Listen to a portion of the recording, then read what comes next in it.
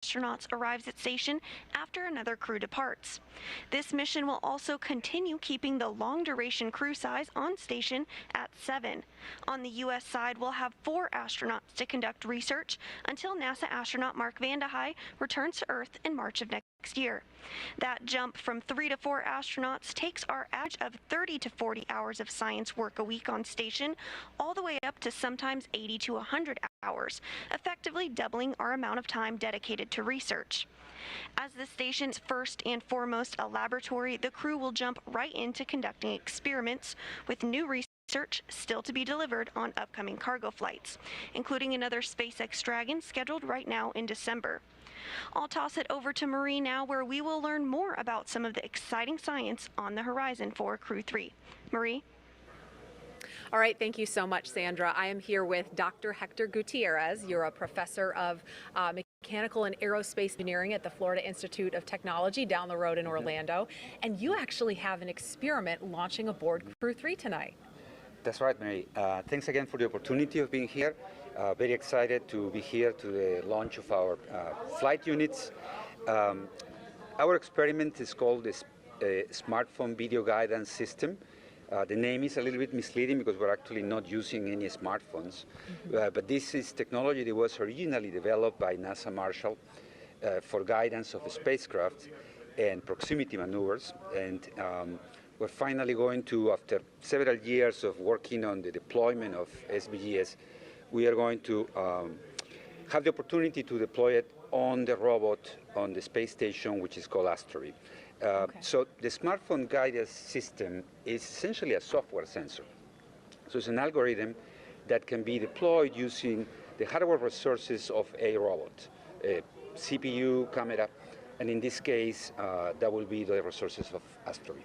Okay, and so there's the actual payload is a small beacon. It's about, you told me it's about the size of a flashlight. I think we have a couple of photos of it. But this beacon, there it is. It attaches to the wall of the International Space Station and has some LED lights that light up, and then that gets used in combination with a sensor to maneuver the Astro Bee that you mentioned. That's the free-flying robot on the International Space Station. There are actually 3 of them, and you're going to test 5 different maneuvers with 1, 2, and even all 3 of the Astro Bee robots at the same time. Is that right? That's exactly right.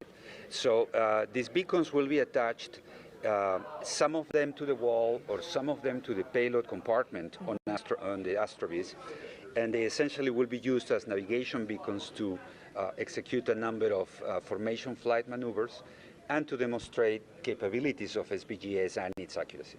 So how can you use this technology if these maneuvers are successful, if they do what you expect them to do, what you hope they will do? How can you apply this technology in space and to help improve our lives here on Earth?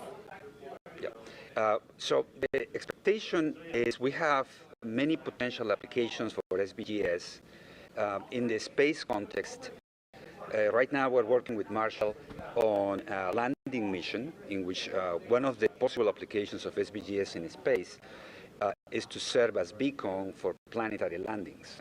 As you probably realize, every time that a probe or a robot is dropped in a planet, one of the biggest issues is how to know accurately where it lands. Sure. So planetary landing is a big challenge, and SVGS is one of the potential technologies that could be used for that. But besides that, SVGS can be used for formation flight of small spacecraft. One of the trends in the future of space exploration also includes that instead of launching large spacecraft, it is much more cost-effective and robust to launch a cluster of items that then need to be oriented relative to each other at a relatively short distance. So SVGS is a strong candidate to fulfill that role. But so within space applications, the potential uses of SVGS are for proximity maneuvers, formation flight, landing. But besides that, we're very excited that SVGS can also be used on Earth for similar applications where you need robots to cooperate between each other to dock or land, if it's a drone, for example. Picture in the not too far future, you can put your beacon at your doorstep, and a delivery drone will drop the package right where the beacon is. And it can save significant effort to a delivery person who has to go up three flights of stairs or something like that. Just have the drone drop it off. Picture it in New York.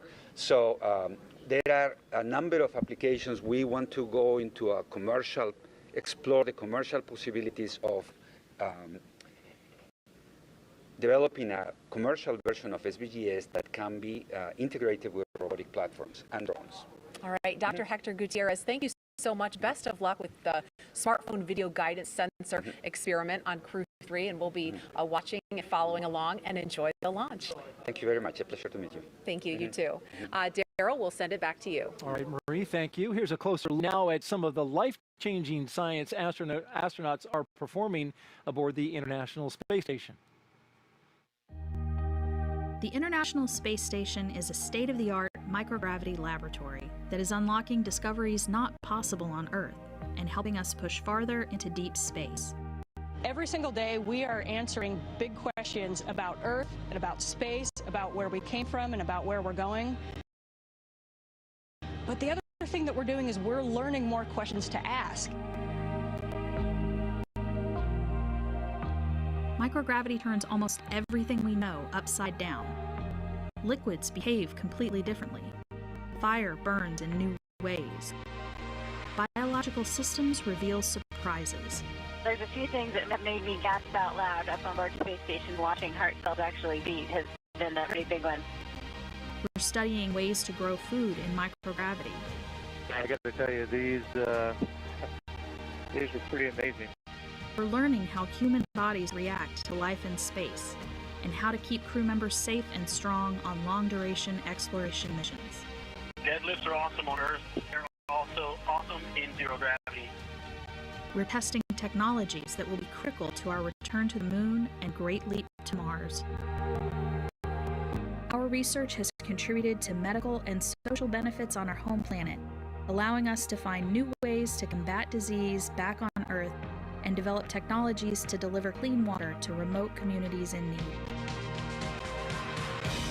The spectacular vantage point of more than 200 miles above our planet supports our monitoring of Earth's climate, natural disasters, and plant life. Our planet Earth is absolutely stunning. To me, it doesn't matter where we are in the world. I just see beauty in different ways. The growing new space economy, so vital to our continued progress in space, is flourishing in low Earth orbit. We're inspiring future generations from a platform that is one of the largest international collaborations of our time. We're doing science at 17,500 miles per hour. Come along for the ride.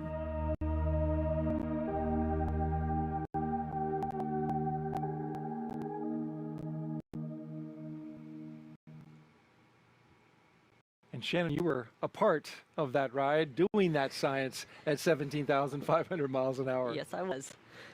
And it looks like they're going to have a busy time up there. I think so. There's so much science to be done. The ground crews do a very good job of keeping the crew on board scheduled the entire day doing that science. Taking advantage of every moment. As we look live inside the Dragon capsule, we are T-minus 1 hour and 44 minutes until liftoff. We are here with Shannon Walker, NASA astronaut who flew on Crew-1, watching Crew-3 prepare to get ready for their flight. And it appears they haven't been very chatty. No, they haven't been very chatty. I guess it's a quiet crew. It's a quiet crew, and that's just fine as they prepare for their liftoff. Crew-3 is scheduled to arrive to station just days after astronauts from Crew-2 returned home from a record-setting space flight. Take a look at this at 10:33 p.m. Eastern Time. The view looks a little similar. This is Crew-2, though, safely splashing down in the Gulf off the coast of Pensacola. There's a view from the infrared camera as the parachutes opened up. The crew of Shane Kimbrough, Megan MacArthur, JAXA astronaut Aki Hoshide, and ESA astronaut Thomas Pesquet, they landed safely, splashing down there in the Gulf as the parachutes came down around them. They spent 199 days in orbit. Shannon, surpassing the previous record of 168 days set by Crew-1 astronauts, of which you were a part. I was. I would have loved to have stayed up 199 days, but 168 is not bad either. And before they returned to Earth, NASA astronauts Shane Kimbrough and Megan McArthur, well, they were good tenants because they made sure that station was ready for Crew-3. I had a chance to speak with them in space before they came home. Hey, Shane and Megan, great to be with you today. This is fantastic. You guys are currently over the Pacific Ocean, cruising at 17,500 miles per hour towards our general direction, though it doesn't look like you're going that fast. And Megan, your hair is looking luxurious, by the way. Thank you very much. So tell me, you're getting ready for Crew-3 to arrive. Yeah, so we've been getting their sleep stations ready to go, their crew quarters. So we've been cleaning those and getting them all ready. So they're going to be set. We also have gotten their suitcases up here. And we got one, here's Raja's. And we got Kayla's there. And so we got Tom's and Matthias's as well. So all your clothes are ready to go for the next 6 months. So that's going to be set. All your food's ready to go as well. And given the size of those suitcases, it doesn't look like the wardrobe is having a lot of variety. But you don't need a lot of that up in space. Tell me, for the first space flight, you know, for the folks that are coming up, 3 of the 4 astronauts, this is going to be their first space flights. For those 3 astronauts, we know they've trained extensively, but what is something as a first-timer they will experience that you just can't train for? Well, Daryl, that's a great question. And really, it's the physical environment that we live in that is really hard, obviously, to train for when you live in 1G on Earth.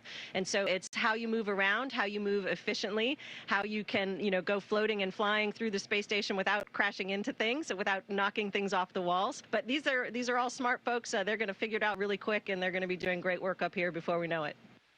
Hey, Shane, one of the veteran astronauts, Thomas Marshburn, you know him pretty well. You got any stories about him? He's a veteran astronaut, just like you, flew on shuttle, been up to the station before, and both of you the astronaut class of 2004. So you got any good stories about Tom? Nah, none really. Tom's such a great guy. I mean, he was at NASA before we were selected as astronauts as a flight surgeon. So some folks may not know that. So he was kind of the go-to person in our class of, hey, what's it really like? What I don't understand this, how NASA runs. And since he'd been here a little while, he was definitely our go-to person for that. Tom and I are also both from Atlanta, so we have that in common. And we've enjoyed working together and training together over these many years. Couple of Southern guys. That's great. Want to ask you, though, currently Crew-3, as they're getting ready to go up, I was watching you guys play a game. In fact, the entire world was watching you guys play a game with your thumbs. And I'm just curious, what was that game? And why were you playing it? So that is actually a French game that our ESA crewmate Thomas Pesquet taught us. It's called the Game of Thumbs, so very original title. And we're basically playing it to pass the time. So we were, you know, you have a lot of time when you're sitting in the vehicle. And we had, during that launch week, you know, you have some practice runs as well. And so you have a lot of time sitting in the vehicle while the vehicle is getting fueled. And of course, you know, we talk to each other about what, you know, to be prepared for any emergency scenario that might happen. We talk through all of our nominal tasks and monitoring that we're going to do, and then we still have some extra time. And so Thomas had this game at the ready for us to play, and that kept us entertained for the time between the activities that we had to do. Shane Kimbrough and Megan McArthur aboard the International Space Station, thank you so much. And by the way, fun fact, during this interview, you just traveled 3,000 miles. Incredible. Thanks, Daryl. Really great talking to you, and get Crew-3 up here safely. We're looking forward to having them on board. Will do. Take care. And there's the floating flip. You can't talk to astronauts without having a flip. Always got to do it. Shane and Megan, they were great, and you know it was great to find out about that game. They enjoyed games. This crew apparently is enjoying some solitude. I think so. They're all, but they are doing what Megan just said. They are going through the nominal procedures. They're talking through the emergency procedures to make sure that they are prepared when launch actually happens. Shane and Megan back on the ground. Shannon, you were out there when they came down, and you were one of the first people they saw. I was, as it's hard to believe it was just Monday night when they splashed down, but it was pretty special for me to be out on the ship that gathered up the capsule, and I got to see the crew, and it was extra special because I was on station when they came on board, and then I got to be there when they splashed down. How about that? That must have brought a smile to their faces even after, coming back from space. Yes, they all told me that it was great to see my friendly face. Great story, Shannon. Thank you so much. And now let's check back in on launch operations in Hawthorne. John I, what has the team at SpaceX been working on? Thanks, Daryl. We're coming up on just under 1 hour and 38 minutes before launch. Now, the crew of 4 are in the capsule, hatches closed, and we have heard a successful completion of the hatch leak check. So pretty much everything is finished with the capsule. The ground team will be securing the white room, the access arm, and they'll be off of the pad in just about a little more than 30 minutes. Now, the launch engineers for Falcon 9 are in their firing room 4 in the NASA Launch Control Center. That's just outside the Vehicle Assembly Building at Kennedy Space Center. You can see the view they're going to have through those large windows of Pad 39A. It's 5 kilometers just east of them. We get liftoff, it's going to light up the sky, and I think everybody's going to be looking out those windows. Now, the Falcon 9 team has loaded the helium and nitrogen gas into the storage bottles on the launch vehicle. We've done some RF checkouts a little bit earlier this evening, and we're doing a final review of vehicle tests that were performed earlier today. Now, the SpaceX chief engineer will be checking with the team at T-minus 80 minutes to verify that we are good to continue the countdown. Now, the next major activity is flowing a small amount of fuel into the first stage to prime the Merlin 1D engines for ignition. Now, the team's also monitoring fuel and liquid oxygen loading preparations. We're ensuring that the propellants that are in the ground storage tanks are correctly chilled before we load those into the Falcon 9, beginning at T-minus 35 minutes. Now, for the range and the weather, the range continues to be go. We are continuing to release balloons. We have been getting balloon data back from the upper altitudes. Everything looks good. And more importantly, the weather has gone green again. They said it would be just a short period where we were red for precipitation. That has cleared up, and weather says that we should be clear the rest of the way through the countdown. So with that, everything is a go. We'll turn it over to Courtney here at Hawthorne. Thanks, John. The Draco spacecraft you see on your screen is capable of carrying up to 7 passengers to and from Earth's orbit and beyond. And what we have sitting right here in front of us is a Draco engine, which helps get Dragon from one place to the next. And we're really excited to share some details about this engine. But first, let's take a closer look at the overall Dragon vehicle. Yeah, Courtney, just to get an idea for size, this is our Dragon vehicle, and from the bottom to the top of the vehicle, it's about 8 meters or about 27 feet tall and about 4 meters in diameter or 13 feet in diameter. The bottom portion of it is called the trunk, and this is the unpressurized portion of the vehicle, whereas the top portion here is the Dragon capsule, and this is the pressurized section.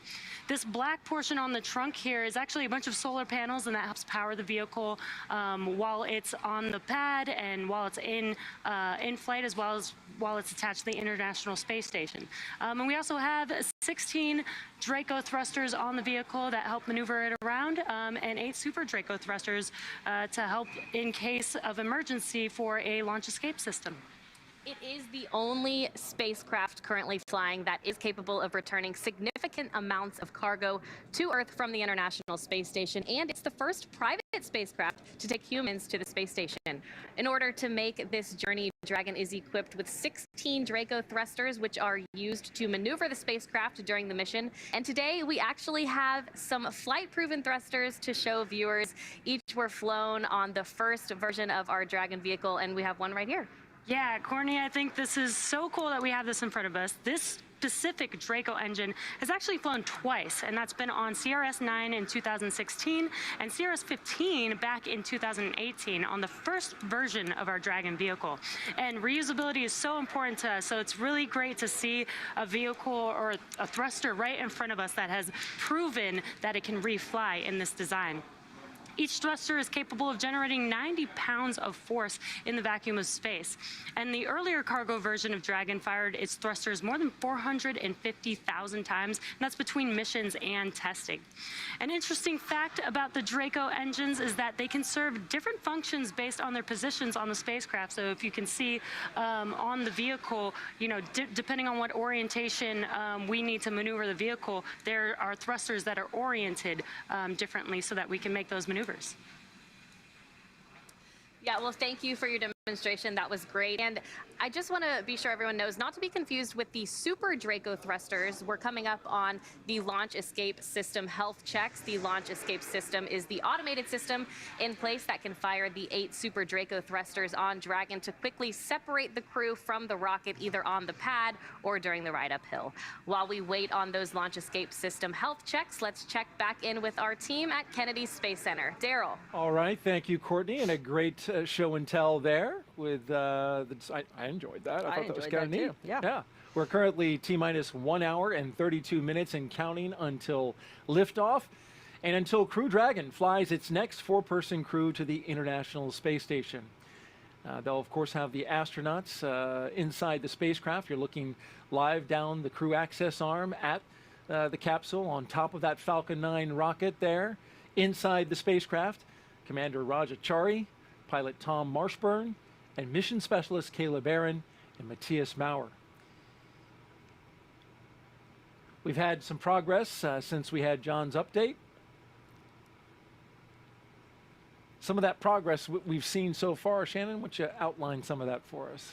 Well, so what we've done, you can see there that the closeout crew is still working on closing out the hatch. That does take a while, longer than one might expect, but again, you know, I want to make sure that everything is done just so that hatch will hold its pressure. Before the hatch closure, we had the suit leak check, so we want those space suits to work properly should we need them in an emergency. And they've done some other systems checks to get ready for the all-important arming of the launch escape system. Absolutely. We saw a shot there of the crew, or the closeout crew. They were tethered, as you can see there, both the crew member on the left and the right. You can see those tethers because they're literally 255 feet up in the air. They are, and there's a little space there that we do not want them to fall through. So absolutely, that's why we keep them tethered. And it looks like a step ladder there, in case they need to get up a little higher. Boost up. Right, exactly. It's good to have the right tools on hand. Here in just a few seconds, around an hour and 30 minutes before liftoff in our launch timeline, we should have that launch escape system and communication checks conducted by the Falcon launch team. These checkouts, as Shannon mentioned, they're standard part of the launch countdown. Of course, it's critical to make sure everything is working in order before arming this launch escape system.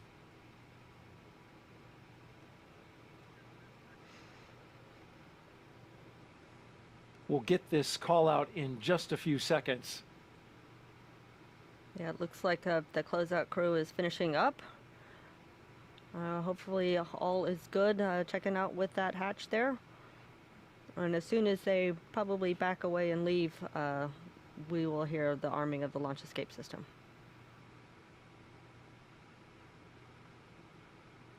But I tell you, if there's still work to do, they will sit there and keep working until that hatch is adequately closed and we know that it will hold pressure. What does it sound like as you're sitting there in the seat and they're working on it from the outside? Yeah, you kind of hear some thumping and bumping going on, and you do have those 2 windows in front, so you can kind of see a little bit what's happening, but mostly you really don't know exactly what they're doing. You just know that they are working on it and getting that much closer to launch. Looks like we're going to need to check something out a little bit taller, higher up on the capsule there. Well, that step ladder came in handy. Yeah, it sure did.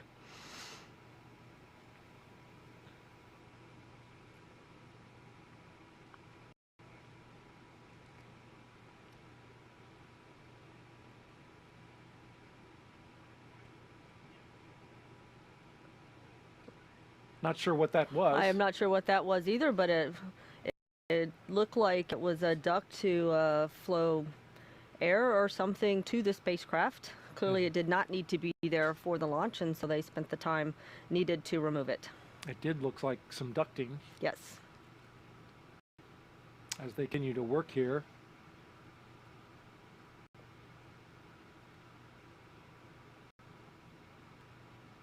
And as you mentioned, they will take the time necessary to make sure everything is secure. Absolutely right. And everybody knows what the timeline milestones are, so they have a very good idea.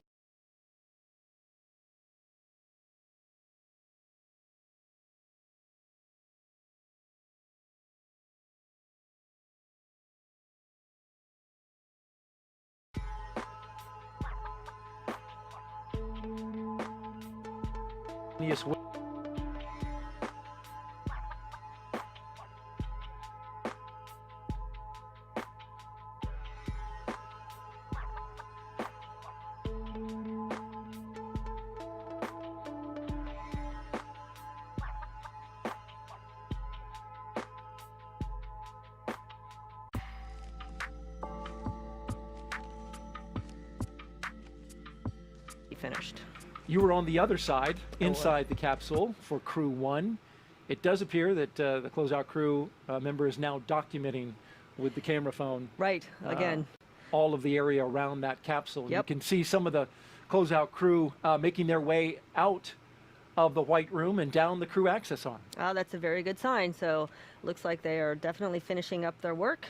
And soon, hopefully, we will hear that the launch escape system is armed.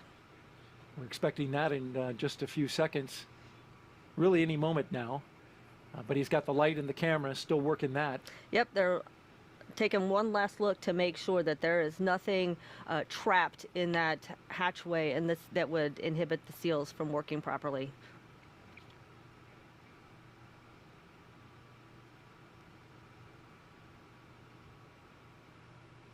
It's interesting watching them work, don't you think? Yes, it is. It's very thorough. Very I appreciate thorough. that. Yes, very thorough. They'll have a set of procedures. I don't know if we've seen it, but the closeout crew will have tablets with them, and they will have on the tablets every step that they need to do. And they'll also have those pictures that accompany each and every step that they took. So if they need to, for any reason, to go back back and look at it. Yep, exactly so. This is, we should note, a brand new Dragon capsule. It is. They get to ride in a new Dragon. That's exciting.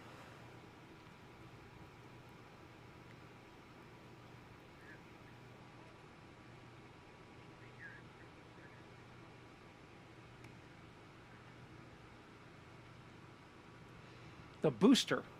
The booster is a refurbished one, so it is not making its first flight. Flew on CRS-22, landed back, was refurbished and ready for use. Ready for use, yeah.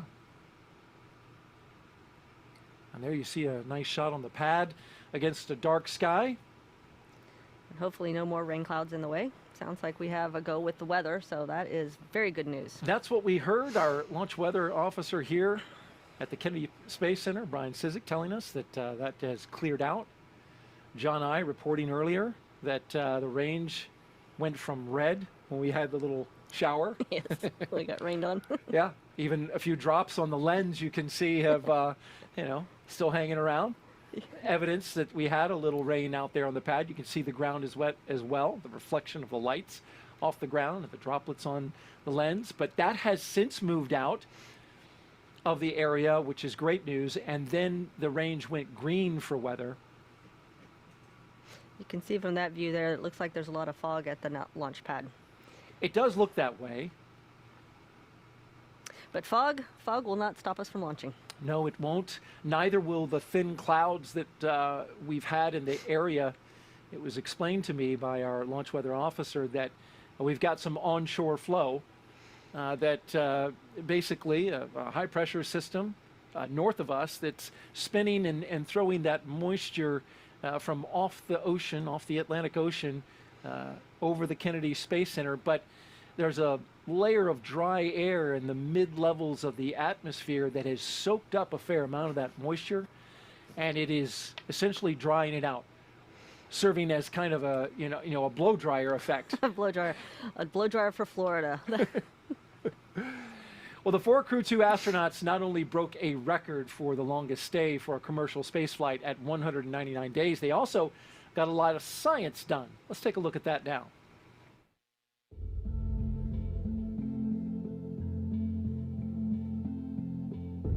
Everything we're doing up in space is to benefit humanity or benefit human exploration. We are natural explorers. We want to explore our environment. Whatever small area we start in, we always want to push the boundaries. The great thing about space travel is the perspective that it gives you. I feel a sense of pride getting up there, but at the same time, I want a lot of people to experience the same experience.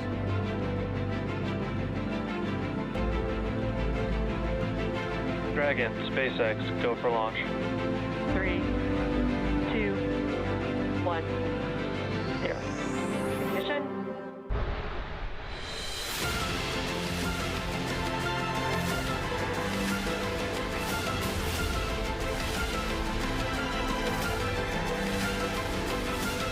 Falcon 9 is supersonic.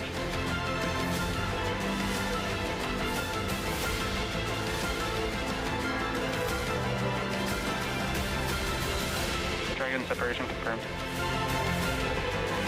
Dragon, SpaceX, trajectory nominal.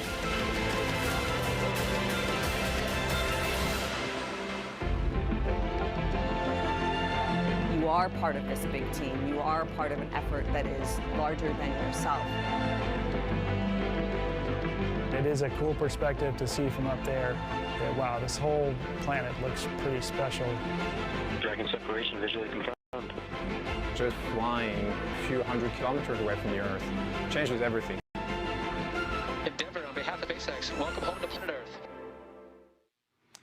Welcome home to planet Earth, and welcome to the Kennedy Space Center if you're just joining us for the launch coverage of Crew-3 as we await liftoff just an hour and 21 minutes from now. Crew-2 that you just saw splash down in the Gulf off the coast of Pensacola on Monday after a very eventful yet productive stay, 6 months in space. Shannon, it looked to me from the infrared video that they had pretty calm waters, and you were out there, you experienced a similar.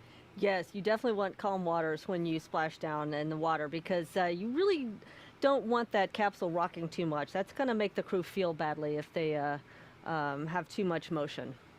You don't want to be bouncing around in the seas, No. whether it's in a boat or a space capsule. No, it's same not effect. Good. Not good. It's not good. Well, NASA leaders are watching this launch from right here at the Kennedy Space Center. They're watching the astronauts inside Crew Dragon Endurance with great anticipation. NASA's Marie Lewis is with a special guest right now from ESA at OSB-2. Marie. That's right, Daryl. I'm here with ESA astronaut and geophysicist Alex Gerst, two-time flyer to space on the Russian Soyuz. Alex, thanks for being here. Hey, Marie, good to be here. And it's finally good to see the stars come out. Yeah. They're poking through between the clouds. Yeah, we had some sprinkles, but yeah, you pointed out we actually see stars, so that's a good sign here around the launch pad.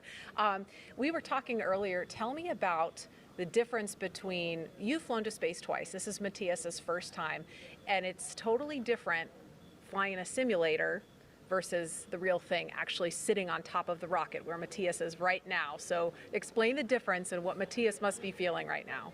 Yeah, actually, the real capsule, it looks the same as the simulator and it works the same, but if you spend a lot of time in the simulator and then sit on the real rocket on the real day, it's amazing. The difference is, it's feeling like you're sitting on this alive being there. It shrieks, there's steam here, and it's powered up, it's humming, and when you sit on top, it's sometimes a bit like swaying in the wind, just ever so slightly, but you notice it. So there is a difference. You're going somewhere.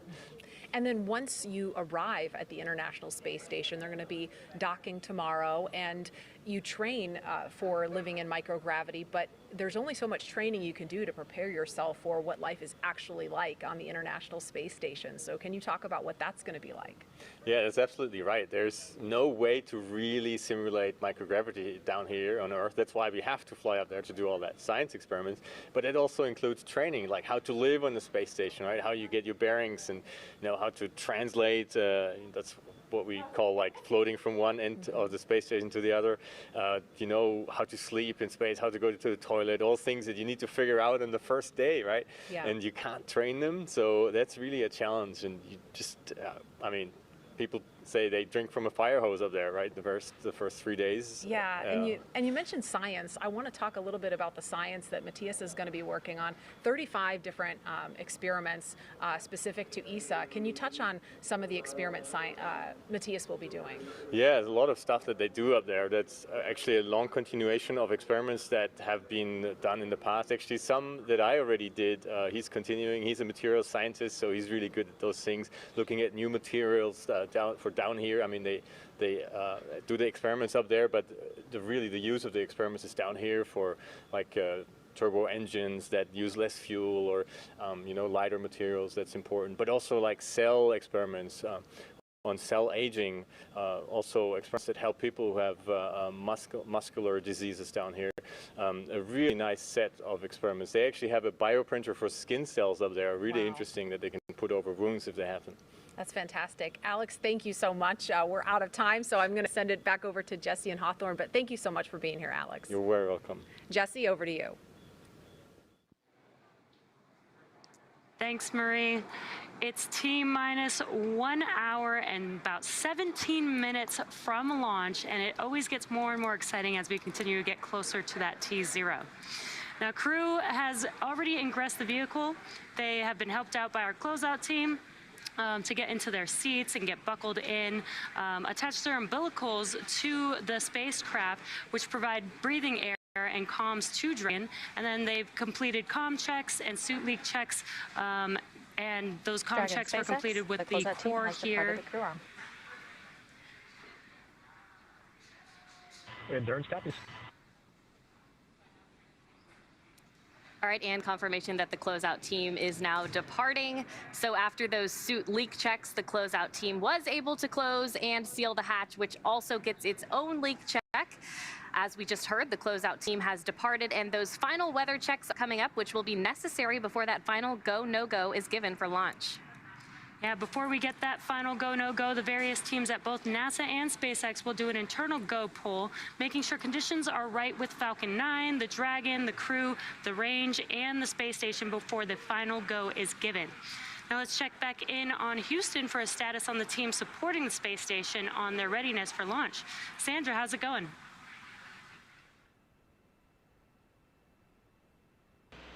Thanks, Jesse. The team here in Mission Control Houston remains go for launch. All systems on board the station that are required to be healthy for this mission are continuing to look good. Before the station team is go for launch, they must verify that key systems on board the station are functioning as expected. This includes life support systems like oxygen generation, carbon dioxide removal, and the water recycling system that allows us to reuse about 90% of the water we send to station. We're also ensuring that the computers that allow us to command station's major subsystems, essentially the station's nervous system, are functioning normally. We also work with our Russian counterparts to ensure both methods of controlling the station's attitude are fully functional. This includes the large U.S. gyroscopes and the thrusters found on the Russian segment. Both systems play a critical role during Dragon's docking. Mission Control Houston will closely monitor the crew's flight and will continue to check off milestones for most of the journey. So I'll send it back to Hawthorne. The International Space Station team is ready for launch. Courtney? Thanks, Sandra. We're so happy to hear that the space station team is ready for launch. As we mentioned, the Crew-3 astronauts will spend about 6 months aboard the International Space Station. They're starting their journey after the departure of the Crew-2 astronauts from the space station. Crew-2 splashed down off the Florida coast Monday night, where they were picked up at sea by SpaceX's Go Navigator recovery vessel. Next, SpaceX will launch Commercial Resupply Mission 24, or CRS-24, to space station to deliver cargo and supplies to Crew-3 and the astronauts and cosmonauts aboard. It will automatically dock to the International Docking Adapter 3 on the space-facing port of the station's Harmony module. Before Crew-3 returns home, they will hand the baton to the next crew to arrive at the orbiting lab on Crew Dragon, the Crew-4 crew. That mission is targeted to launch in April of next year, and it will carry Crew Dragon commander and NASA astronaut Kjell Lindgren, pilot Bob Hines of NASA, and mission specialist Samantha Cristoforetti of the European Space Agency, or ESA, and a fourth crew member who has yet to be named. The Crew-4 astronauts will also complete a 6-month mission as expedition crew members aboard the space station. Now, they will be joined there by 3 additional crewmates who will launch on a Russian Soyuz spacecraft, and this will mean that 7 people will be on the space station at one time, allowing NASA to increase the amount of science conducted in space. That's right, and this will be Kjell Lindgren's second trip into space following a 141-day stay at the space station in 2015 for expeditions 44 and 45. Before being selected as an astronaut in 2009, he was a flight surgeon supporting space shuttle and space station missions. In December 2020, NASA named him as one of the Artemis team of astronauts helping to pave the way for NASA's upcoming lunar missions. Bob Hines, a lieutenant colonel in the U.S. Air Force, was selected as an astronaut in 2017 and will be making his first trip into space on Crew-4. Before becoming an astronaut, he supported multiple military deployments in the Middle East, Africa, and Europe, served as a flight test pilot for the Federal Aviation Administration, and flew as a research pilot at NASA's Johnson Space Center in Houston.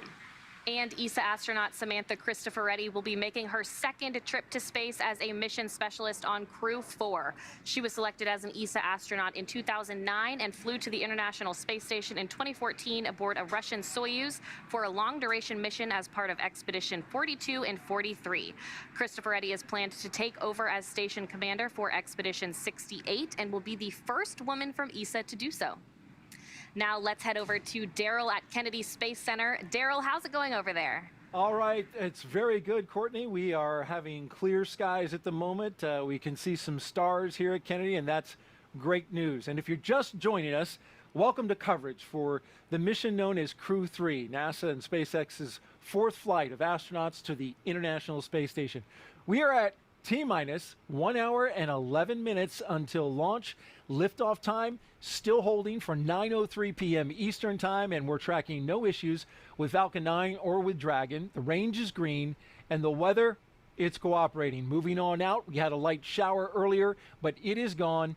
The range is now green, and so over the last 3 hours, our crew of Raja Chari, Tom Marshburn, Kayla Barron, and Matthias Maurer, they donned their SpaceX suits in the historic crew quarters suit-up room. They walked out of the crew quarters building, as every NASA astronaut has done since Apollo 7, and then they were transported to the pad where they climbed inside the SpaceX Crew Dragon Endurance. And now we are seeing them live while they await liftoff. And Shannon, what is the crew doing right now in these moments as they wait?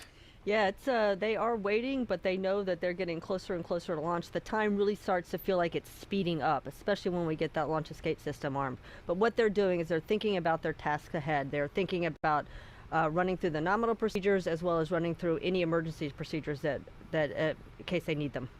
If you remember back in April, and we've talked a lot about this, we launched NASA astronauts Shane Kimbrough, Megan MacArthur, JAXA astronaut, and Aki Hoshide, and ESA astronaut Thomas Pesquet to the space station, and those 4 returned from their 6-month mission.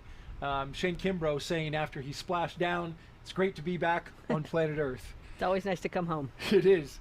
And so, not that I would know, you've told me a few times that it is great to come back home. It's just, it's a long journey, so it is nice to go home to somewhere familiar. Over the next hour, we will conduct a series of polls. The pad crew has departed, and we watch them leave the area as we zoom out. We get ready for launch through these series of polls. The crew will also arm the launch escape system, and fueling of the Falcon 9 will then begin. Launch, of course, set for 9:03 p.m. Eastern, and this will include a 12-minute flight to orbit, and then a roughly 22-hour flight to dock with the International Space Station at 7:10 p.m. Eastern on Thursday, November 11th, which is Veterans Day, and it's not lost on us that we have 2 active military members on this flight, and so it seems fitting, a day that we remember all veterans who have served. Right, yes, it's important to recognize our veterans, and NASA definitely has a long history of working with the military service. We are a civilian organization, but they do provide some expertise to us. And as you pointed out, we've got 2 active duty military on that flight.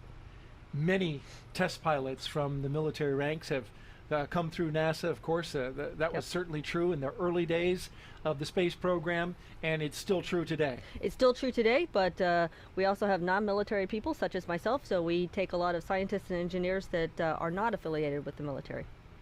As we look outside at the launch pad at 39A, for those who don't know, this is a very vast place. Kennedy Space Center shares land with the 140,000 acre Merritt Island Wildlife Refuge, so that's why when you're looking there, it's just so dark in so much of the picture.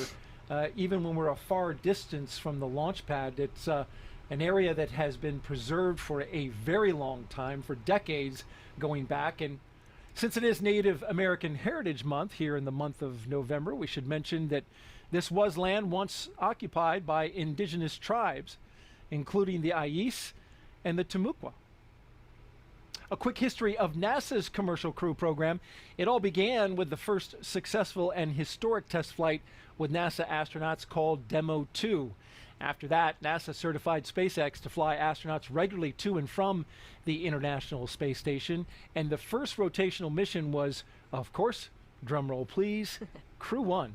Shannon, that was a big deal because it was the first time in more than a decade since Space Shuttle retired for longer duration space flights. This was the first one. You were on it, and you flew up there and spent almost 6 months in space. That's right. We did spend almost 6 months in space, and we make a big deal about this being the first capsule because even though it has made it to space, there's still things that we need to see how it ages during its time on orbit. So we're constantly looking at its systems and making sure that everything is working properly so we can keep crew up there as long as we need them. And a lot of what you experienced then flowed back into improvements that were made for this brand new spacecraft. Absolutely. Each time a crew comes back, just as we did, we give comments and what we call lessons learned and maybe some suggestions on how to make things a little bit better. And so SpaceX is good and NASA is good, and they try and flow those improvements in whenever they can. A lot of those improvements made on this capsule. We've been hearing a little from the crew on board Dragon, currently strapped into their seats, as you can see there, helmets mid-level so they can look below them. They have completed their communications and suit leak checks. They're able to follow all the milestones, Shannon, still ahead on those displays, as you've been telling us, just above them. They are getting insight into all of the Dragon and Falcon 9 systems as we proceed and march ever so slowly towards launch. And then at T-minus 1 hour and 5 minutes, let's go ahead and check in for a status update from John I at SpaceX headquarters. John? The good news is we've had a smooth countdown, and the SpaceX team is getting ready to pick up the pace here in the last hour. Now, our next major activity happens at T-minus 1 hour when the SpaceX closeout team actually gets out of the blast danger area. They've already left the crew access arm and are leaving the launch complex. That just leaves the crew on board Dragon inside of 39A complex. Now, Falcon 9, as you can see on the screen, the 2-stage reusable rocket. We've done our final propulsion checkouts of the first and second stages, and the engines began just a few minutes ago in preparation for propellant loading. So we're testing and cycling valves on the engine. We're checking the engine pneumatics pressurization system right now. At T-minus 45 minutes, the team will report their readiness for propellant load with a final electronic go-no-go poll. Now, before we can start loading propellant on the Falcon 9, we have a couple of major tasks to perform with respect to Dragon. First, after the poll is complete, we're going to retract that crew access arm that you can see alongside Dragon from the fixed service structure. We're going to move that away to launch position. That'll happen approximately between T-minus 44 and T-minus 42 minutes. With the arm out of the way, the crew will arm the launch escape system. Once these two events are complete, Dragon is ready for Falcon to begin propellant loading. On the weather front, we're also verifying that we meet all the constraints, and as we mentioned a little bit earlier, everything both at ground level and at upper altitude looks good and ready to support an on-time launch in just over 64 minutes. So with everything looking good right now, The range is also ready to support from historic Launch Pad 39A. The worldwide network of ground stations and the tracking and data relay satellites are ready to support Dragon as it heads into orbit. Everything is looking good for that instantaneous launch window at 9:03:31 p.m. Eastern Standard Time, which is 2 hours, 3 minutes, 31 seconds Universal Time. As a reminder, once we begin loading propellant, there's no opportunity to change the T0. Timing for Dragon rendezvous with the International Space Station is very precise, down to the second, so we're going to get one chance at it today. But the good news coming up just over 63 minutes and counting, we are go for launch, Jesse.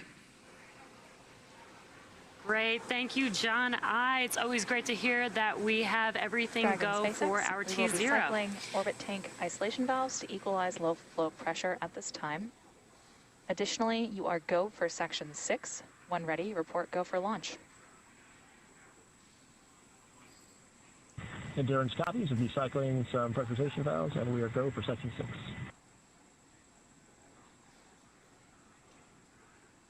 Awesome, just hearing some comms from the teams. Today's launch marks the third time a rotational crew will fly on a commercial spacecraft, and each of our crew members brings a diverse set of experiences to today's flight. Raja Chari is the commander of the Crew Dragon spacecraft and the Crew-3 mission. Chari is responsible for all phases of flight, from launch to re-entry. Once on board station, he'll serve as an Expedition 66 flight engineer. He was born in Milwaukee, but considers Cedar Falls, Iowa, his hometown. He is a colonel in the U.S. Air Force and joins the mission with extensive experience as a test pilot. Over his career, he has accumulated more than 2,500 hours of flight time. This will be the first space flight for Chari, who became a NASA astronaut in 2017. He's also a member of the Artemis team, so he is eligible for assignment to a future lunar mission. And Tom Marshburn is the pilot of the Crew Dragon spacecraft and second in command for the mission, responsible for spacecraft systems and performance. Once aboard station, he will serve as an Expedition 66 flight engineer and is scheduled to assume command of the station for Expedition... 6.4, section 4.100.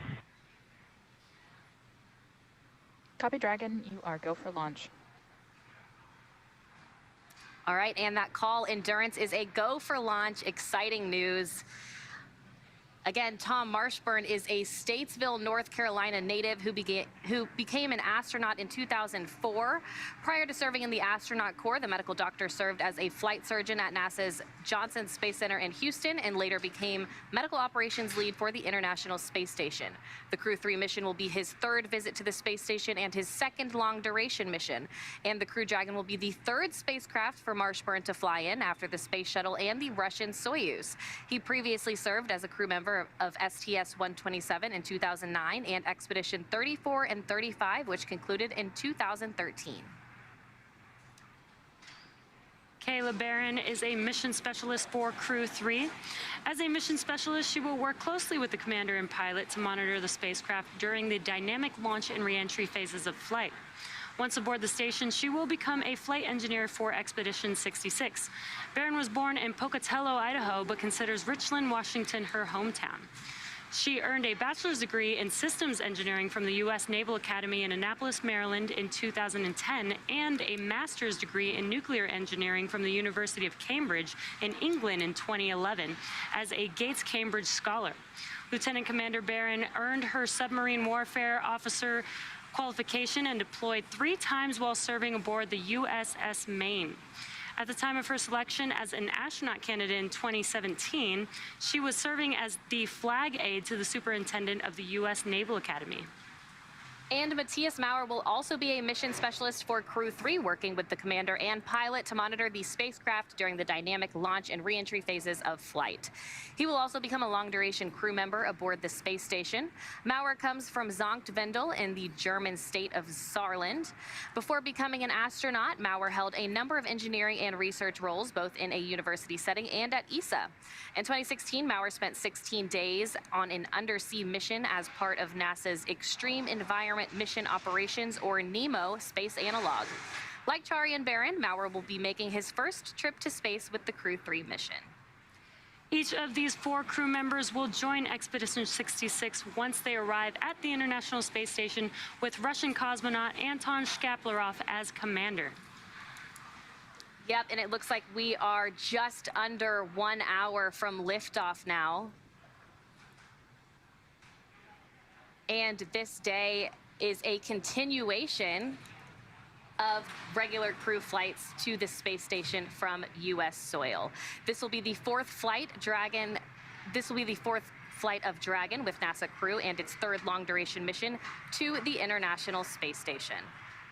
And today, our crew is flying the newest Dragon in our fleet, and we'll be taking a ride on board the Falcon 9 that supported the CRS-22 mission back in June of this year.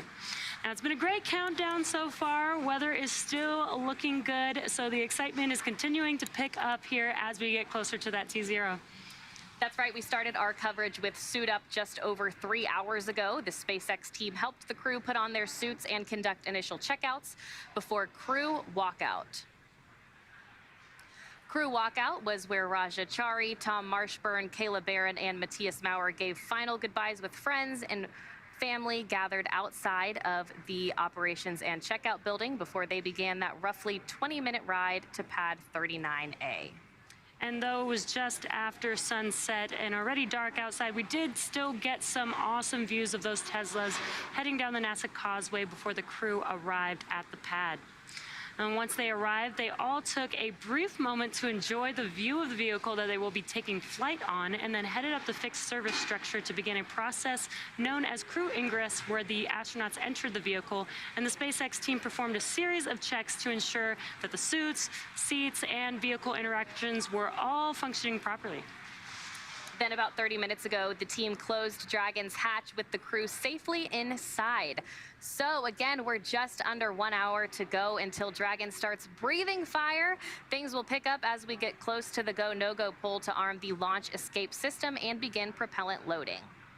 Now, the crew pull for readiness was completed at T-minus 60 minutes, and the Dragon pull for prop load is coming up here in about a minute at T-minus 55 minutes. Now, next up at T-minus 45 minutes after that will be an internal mission control Hawthorne pull, and then the launch director's pull for propellant loading. When we get to about T-minus 40 minutes, the crew access arm will retract, and the crew will get the call to close their visors and arm the launch escape system. Now, this is the automated system in place that can fire the 8 Super Draco thrusters on Dragon to quickly separate the crew from the rocket, either on the pad or during the flight on the ride uphill.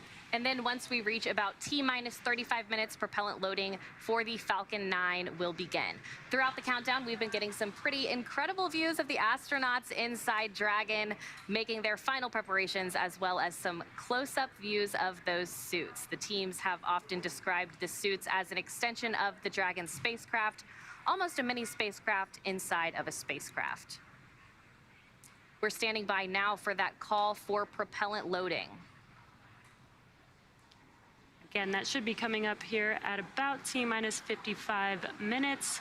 So we're just about roughly 40 seconds away from that. The crew in position, ready to go. Taking a look at those monitors above them.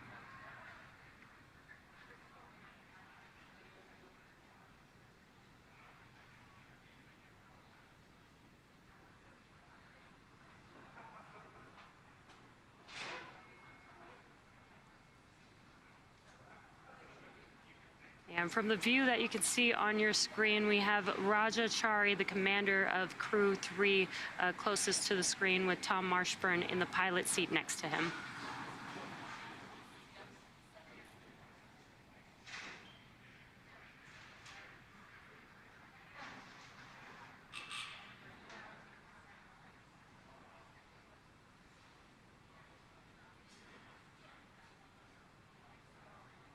With everything still proceeding well, let's send it back to the team in Florida. Daryl, how's it going there? It's going great out here, ladies, and we're here with NASA astronaut Shannon Walker. If you want to get a question in, hashtag #AskNASA on Twitter, and she will do her best to answer your question. And by the way, speaking of social, Kennedy is hosting a virtual NASA social on our Facebook page.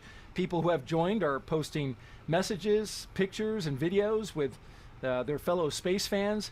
And we want to share now 4 video messages that came into our virtual social for Crew-3 that were posted by the last 4 crew members to fly on Dragon.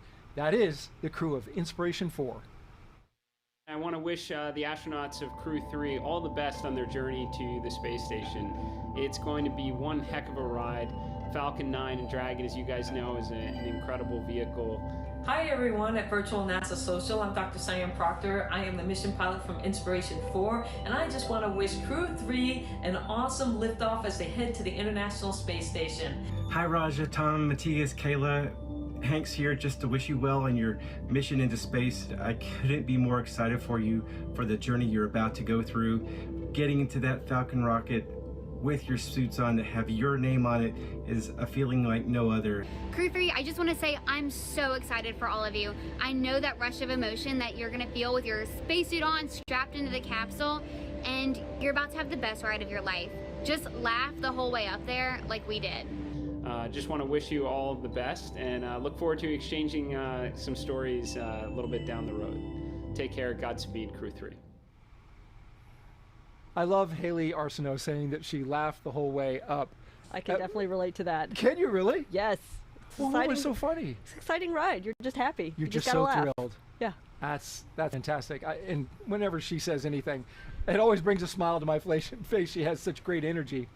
Well, throughout the program, we've been answering your Ask NASA questions from social media. We have time now for a few more before Falcon 9 fueling begins, and so we'll pop it up on the screen. And Shannon, you've been answering them all show long. We appreciate that. So the question we have up now is, what are your tips for me to go to space? I'm a high school freshman from Poland, dreaming of going to space. Yeah, so the first thing, the most important thing is to do well in school. We need people who are very accomplished and have lots of different skills, and it all starts with a good education. Now, being from Poland, you're going to have to apply to the European Space Agency to be part of their astronaut program, and hopefully they will have another selection one of these days. But really, do well in school, and then go pursue a field of work that really interests you. What you want to do is do something you're very passionate about, and that really, when you're passionate about something, you're going to do well at it, and it's going to stand out, and people are going to take notice. And so, yeah. It doesn't necessarily have to be a specific, STEM is good, right? Right. But there have been people who have not gone into STEM and become astronauts. Every astronaut that we have taken on the NASA side has got a STEM background. Oh, they do, and yes. So that is a requirement. That is a requirement right now. Now, of course, we're starting to fly more people, and there are more opportunities to get to space, so it may not be a requirement in the future, but right now, at least on the NASA side, you need a STEM background. A STEM background and study hard and get some good grades. Yes. Our next question, does it get very hot wearing the spacesuits, or is the material breathable? Yes, no, the material is absolutely not breathable because you need those spacesuits to hold pressure should something go wrong in the capsule.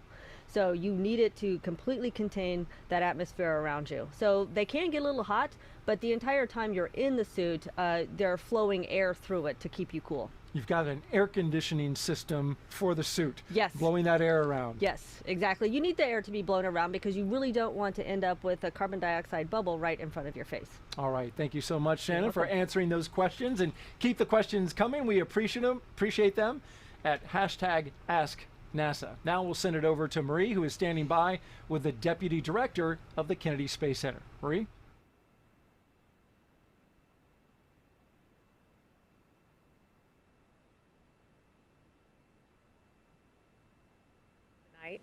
Oh, it's a pleasure to be here with you, Marie. And I wanted to ask you about a special connection that you have to Kayla and Raja, part of the Turtle class of astronauts in 2017. You were actually on their selection board. Tell me about that. Oh, I sure was. In the class of 2017, we had the most applicants ever in the history of NASA, 18,353. And when it was all said and done, we picked 12. Of course, Raja and Kayla were part of that class. So to see them when they first walked in for their very first NASA interview, and to know now they're on board the Dragon on top of the Falcon 9 rocket, it's just amazing. I'm very excited. And so much has happened in such a short period of time. You became the deputy director just earlier this year in the middle of a very busy launch campaign. We've seen private citizens launch from here at Kennedy this year. More of that is coming. We've got a regular cadence of these commercial crew missions to station. And we're coming up on the 60th anniversary of Kennedy. So, you know, so much has happened, like we said, in such a short period of time. What do you see ahead for the next 60 years of Kennedy Space Center? Well, I see it's just getting started now. So this started with a vision. 10 years ago, we flew out the space shuttle, and we had a vision to create the world's premier multi-user spaceport for both commercial and government users. And now you're seeing it coming to fruition. So it's just going to be, we have 24 launches now, more launches than any place else in the world. When we finish this year, we should have close to 50 launches, and it's just going to increase more and more.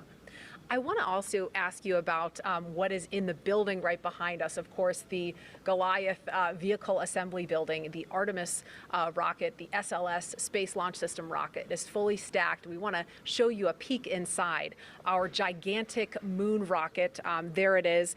That is the Space Launch System, and the Orion capsule being stacked on top. This is video from late October inside the vehicle assembly building. And now that the rocket and capsule are fully stacked, it stands at 322 feet tall, and that is taller, in fact, than the Statue of Liberty.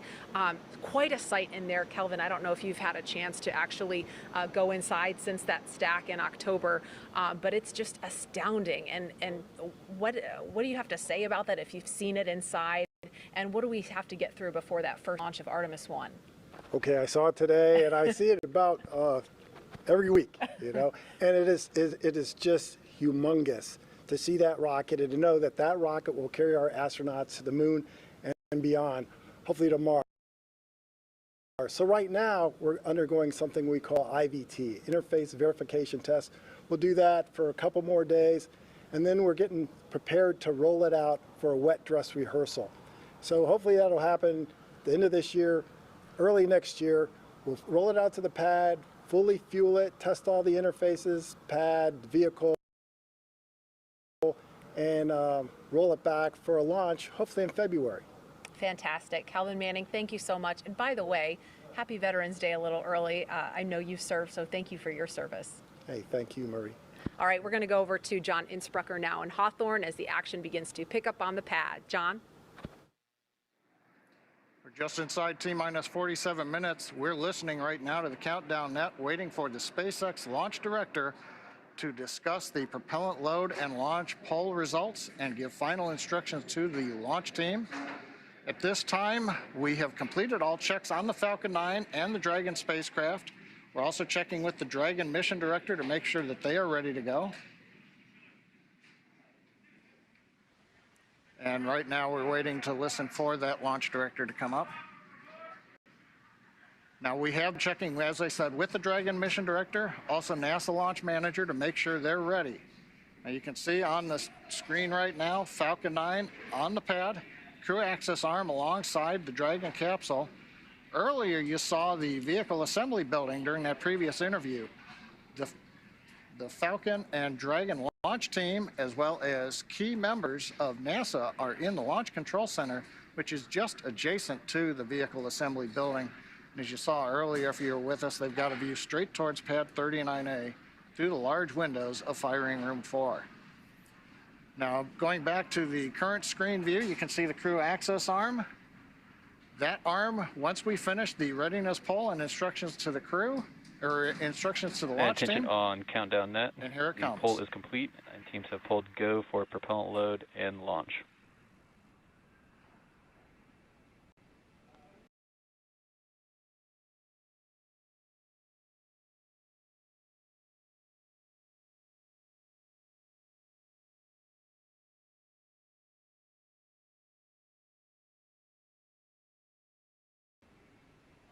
And stand by for hold SpaceX and launch director protocol. says poll is complete. And he's For preparing to brief non-urgent, the no-go hold conditions, and brief safety CE or protocol. LD, and they will approve aborting the countdown. For urgent issues affecting the safety of the operation, operators shall call hold on the countdown net Launch control will abort the launch auto sequence immediately and proceed to the launch abort auto sequence. At T-minus 10 seconds, launch control will be hands-off, relying solely on automated abort criteria for the remainder of the count. Operators advise the launch director whether structural breakup or fire is imminent or occurring per Dragon manual escape flight rules. For those in Firing Room 4 here at KSC, in the event of a fire alarm, operators noted below 56.80 will remain at their post while the alarm is evacuated. In the event that personnel safety is threatened, evacuate to south-facing emergency exit leads directly outside. Launch control at this time, you may proceed with arming the crew arm for movement. Just over T-minus 44 minutes. We're going to send it back to Daryl and the team at Kennedy Space Center as we get ready to move the crew access arm. That's right, John. We are waiting that big moment here at the Kennedy Space Center in Florida. As we do, we are T-minus 43 minutes and counting, and just got some. Retraction has started. And there is the retraction. Great shot of the Dragon moving. It's not moving. The crew access arm is. Is moving away from it. Yep, and you can see that from inside the Dragon as well. And there it goes.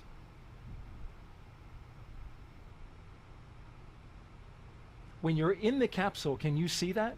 You can. You have windows that are at pretty much your foot level, and you can see a little bit out. So you do see that moving away, and once it's gone, you know it's just you and the rocket. There's the camera pointed directly at Dragon. Great view there. You can see the strong back at the top. Oh, that is a fantastic view.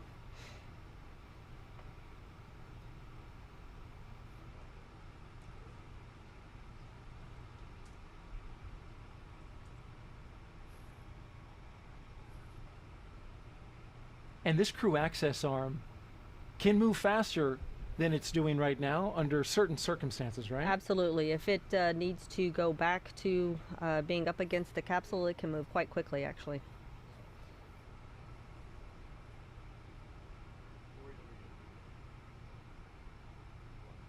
It was just not too long ago, about an hour ago, that we saw the astronauts walking down that very crew access arm. Now it is rotating away from the rocket. Just one more step closer to launch. An important milestone. Absolutely. I'm enjoying just watching the various parts of the launch pad go by yes. as we look out that Yeah, you don't moving often arm. get that view, so No. it is, might as well soak it in while we've got it. There's nobody inside that arm. There's nobody on the pad. The only people who are there are the 4 astronauts inside that SpaceX Dragon capsule. You can see the water deluge system to the left, out the opening there to the white room. Crew access arm retraction complete. And we just heard the call out that the crew access arm has completed its retraction away from the rocket. And so up next, Dragon SpaceX, you are go for section 7 of 4.100. Close visors and arm the launch escape system. Endurance copies, we're go and that's for what's section 7 up of next. 4.100. Arming the launch escape system. And while we await that, let's take a social question. Oh, that sounds like a great idea. Michelle Stone asks, as an astronaut, what moment does it become real that you are about to launch to space? You know, Michelle, it is right about now. So you know everything else has happened according to plan, and this is really the final bit before you launch into space. So anything had gone wrong previously, the access arm was there and you could just exit the capsule. Now it's just you and the rocket. We're arming the launch escape system. And arming the launch escape system, as we just heard that call, is a major milestone. Because, you know, if for some reason something were to happen, that's how you're getting off the top of that rocket. That is correct. If something happens, if it's detected on the ground or by the systems on the Dragon or that Falcon 9, it will engage that launch escape system and that crew will go shooting off that rocket.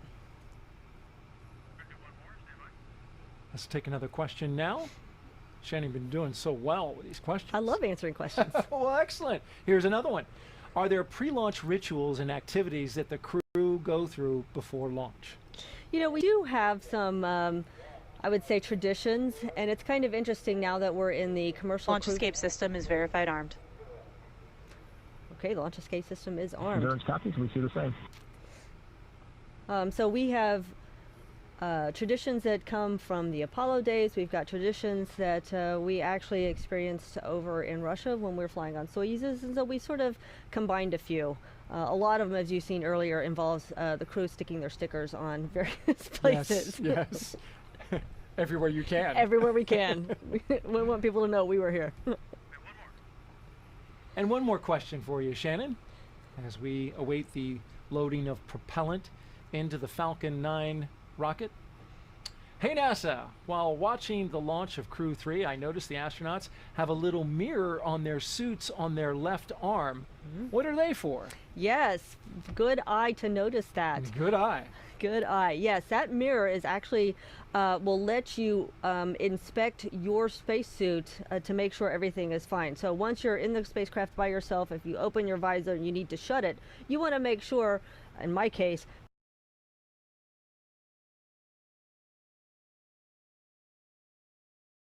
that your hair is not crossing the boundary and would interrupt the seal that is necessary to keep that pressure on the inside. So they use that to make sure their spacesuit is in perfect condition. How about that? I hadn't even noticed it.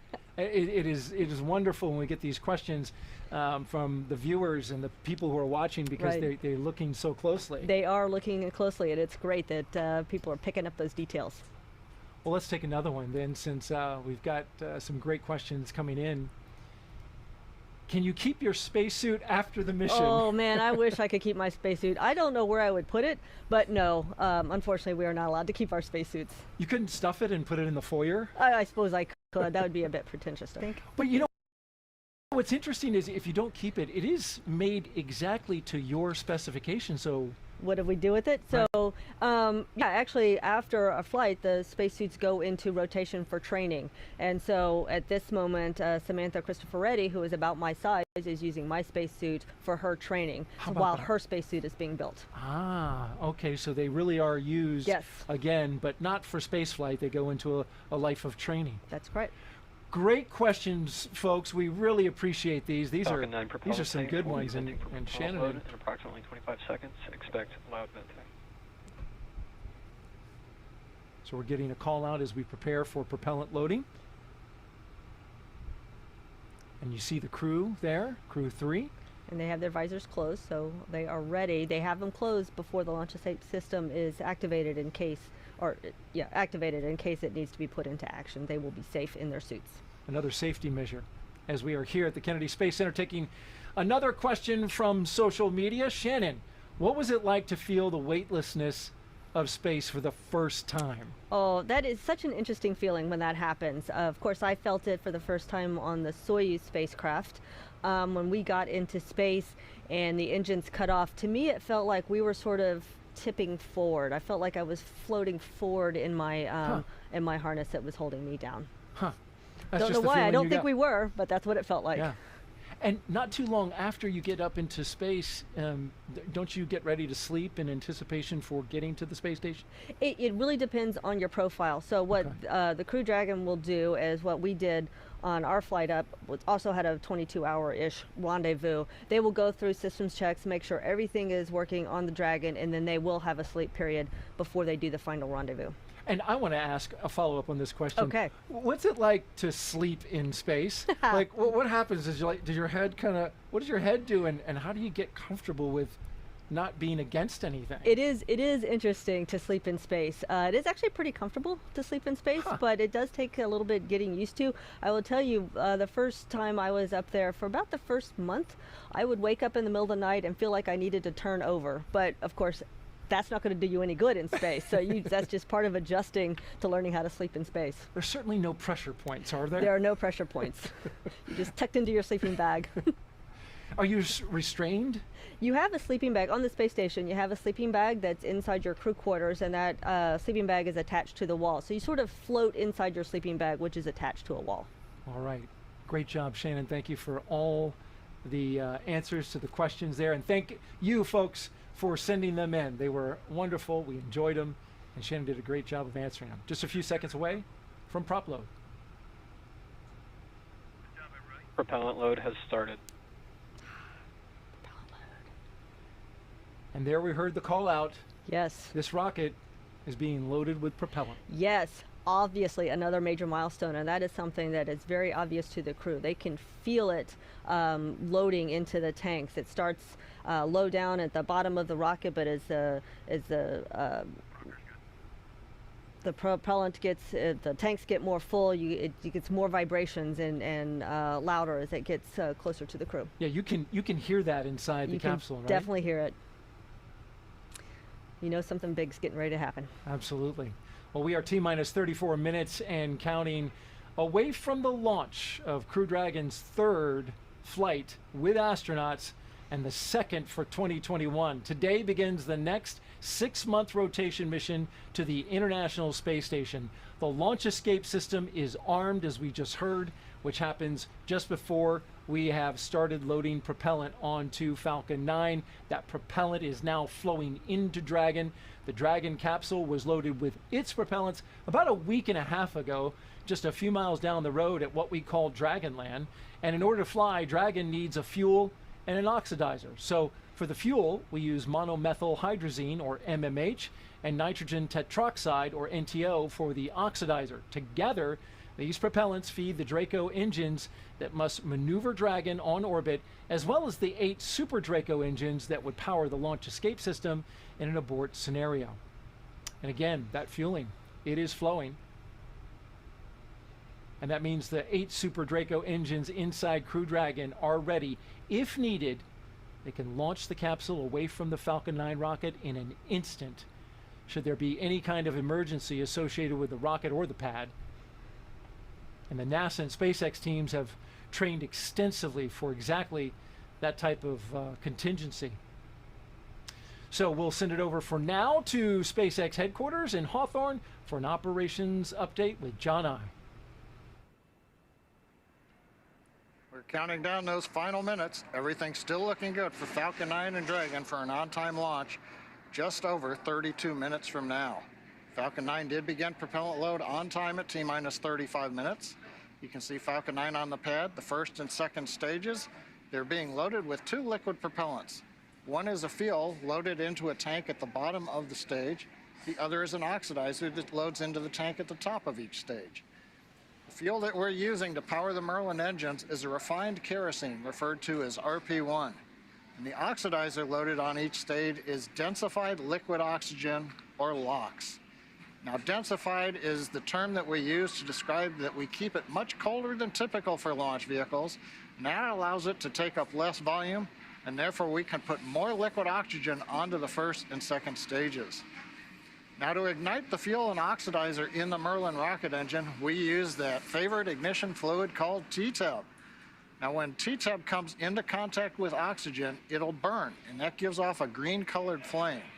Once we've got the flame going, we add the kerosene fuel into the Merlin engine chambers, and the engine ramps up to full power. You probably won't be able to see the green flash at ignition of the 9 Merlin engines on the first stage, but you may see it on the second stage engine when it ignites following stage separation about 2 minutes and 48 seconds into flight. We're now beginning to top off helium into pressure vessels on both stages. We've been quiet for most of the countdown, but now we're going to squeeze that last little bit in, make sure that the tanks are fully up on the pressure vessels. We'll use that gas to pressurize the propellant tanks in flight. The Merlin turbopumps will be pulling propellant out of the stage, and we need to take up or make up that empty space with hot helium. Now, at the very top of the stack is the Dragon spacecraft. The astronauts are monitoring their systems while propellant is loaded into the Falcon 9.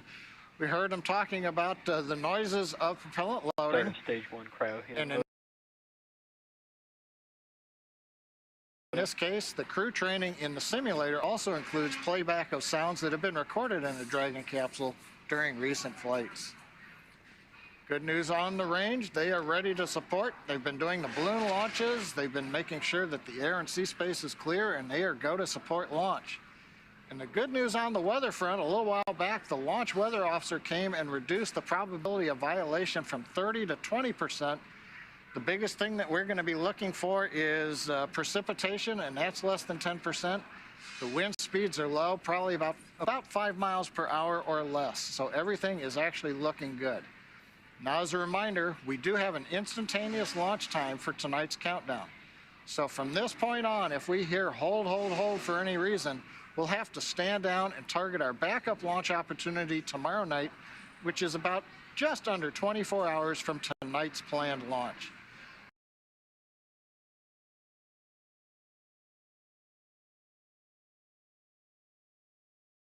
But with that, everything's looking good, and we're going to turn it over to Jesse and Courtney for an overview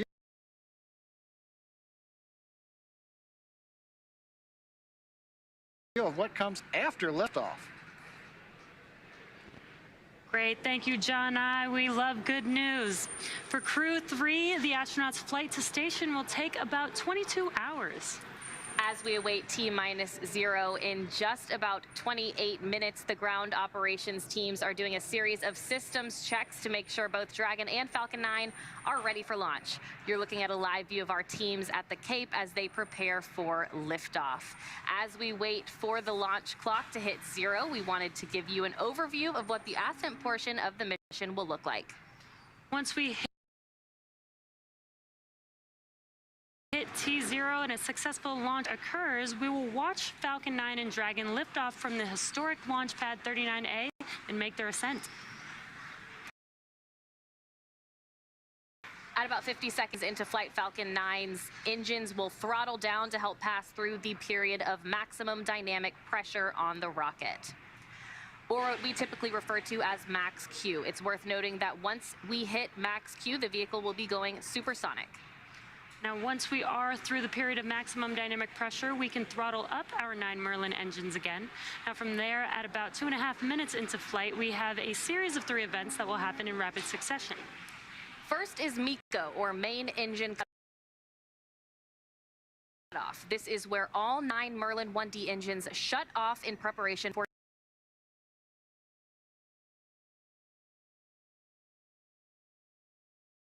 stage separation, which is our second event.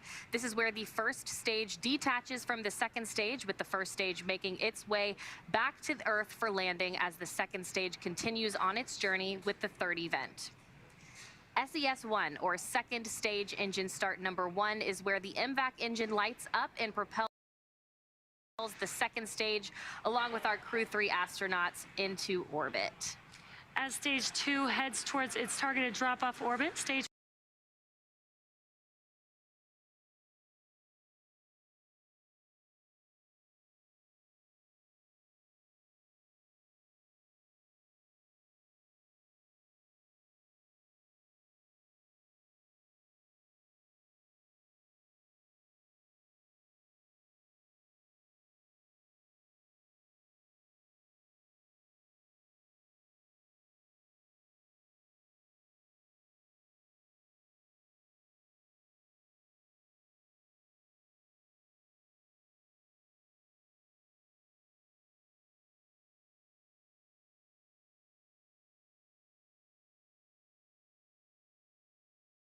Stage 1 will execute 2 burns in order to make its way back to Earth.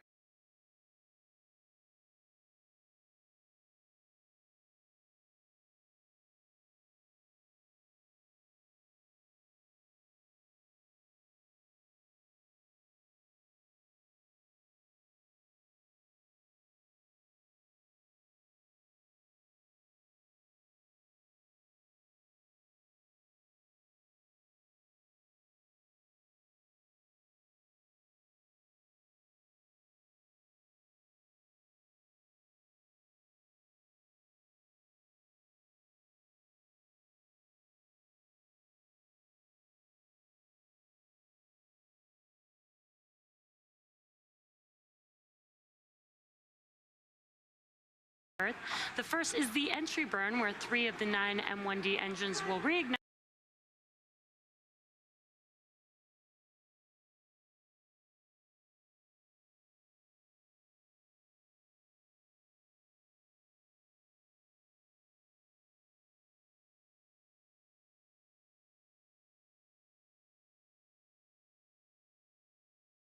ignite and then shut down. Now this helps to slow the stage down and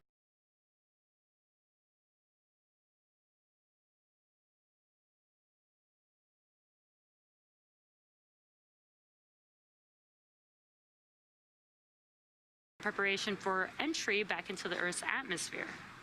While the first stage is heading back to Earth, the second stage will cut off its one Merlin engine that was ignited right after stage separation. Once that happens, we will wait for confirmation of a good orbital insertion. About 90 seconds after Dragon gets into orbit, Falcon 9 will land back on Earth. The landing burn is just a single engine burn, but it's powerful enough to bring the vehicle's speed down rapidly in order to land on the drone ship at about 9.5 minutes into the mission.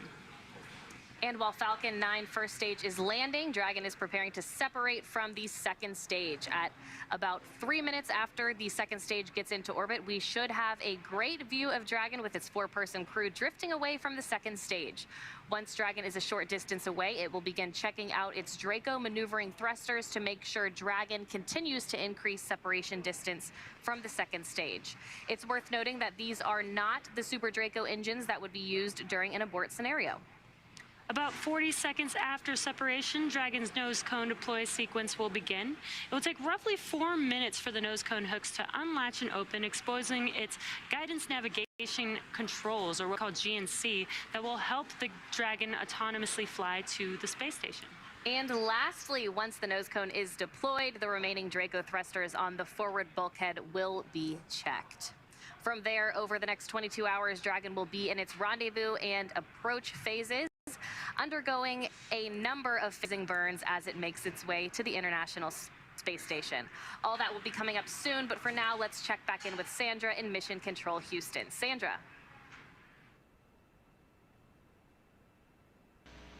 Thanks, Courtney. The space station team here in Houston is focused, and the critical systems on the station continue to function normally. The teams have verified the command path from the ground up through our constellation of communication satellites to the space station.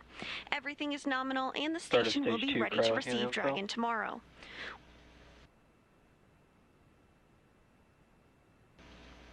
Once the crew arrives at station, they'll join Expedition 66. While on board, their official designation will be flight engineers for most of their expedition. At the back end of their journey, Tom Marshburn will assume command of the station from current space station commander Anton Shkaplerov. Flight Director Rebecca Wingfield is on console now, leading flight controllers in Houston for launch, and will also lead teams for docking tomorrow. A reminder that a launch today will take about 22 hours to get to station, with the docking to the Node 2 forward port scheduled tomorrow, November 11th at 6 p.m. Central Time. Once Dragon is fully docked to the station, the team here in Houston will assist the Dragon and space station astronauts with leak checks as they work to open hatches on both Dragon and inside the station's pressurized mating adapter. We expect hatch open to take place approximately 2 hours after docking. That's it for us here in Mission Control Houston. I'll send it back over to the team in Florida. Daryl? All right, thanks, Sandra. We are back here at the Kennedy Space Center, circling about that mock Dragon behind us. Yes, pretty. It's a pretty capsule. This lady right here flew on one, Crew-1, not too long ago, and had an incredible experience, 6 months up on the International Space Station. Yes, 6 months. It's hard to believe that I've been home 6 months already, but here you are, here ready to watch a launch. Watching the next one go. T-minus 23 minutes and counting, and if you're just joining us, we are ready for the third astronaut rotational flight and mission to the International Space Station under NASA's Commercial Crew program. Commander Raja Chari, pilot Tom Marshburn, and mission specialist Kayla Barron. There you see them. They are strapped in along with Matthias Maurer, ready to fly inside Crew Dragon Endurance. We can see them live as well as outside. The Falcon 9 rocket fueling operation is well underway. The launch escape system is armed, and that means Crew Dragon is prepared to launch itself away from the Falcon 9 rocket in the case of an emergency on the pad or after liftoff. So far, operations look and sound as expected, and we are just counting down to that liftoff at 9:03 p.m. Eastern Time. You can see the steam as it comes off, the condensation as it comes off the rocket. I've noted in past launches that as it fills with fuel, the entire first stage begins to let off, and it kind of gives you a marker of exactly where in the rocket they are. It's almost like a little fuel gauge. Exactly. Yep, because the fuel and oxidizer are cryogenic, they are extremely cold, and so you just see them condensing the air around it.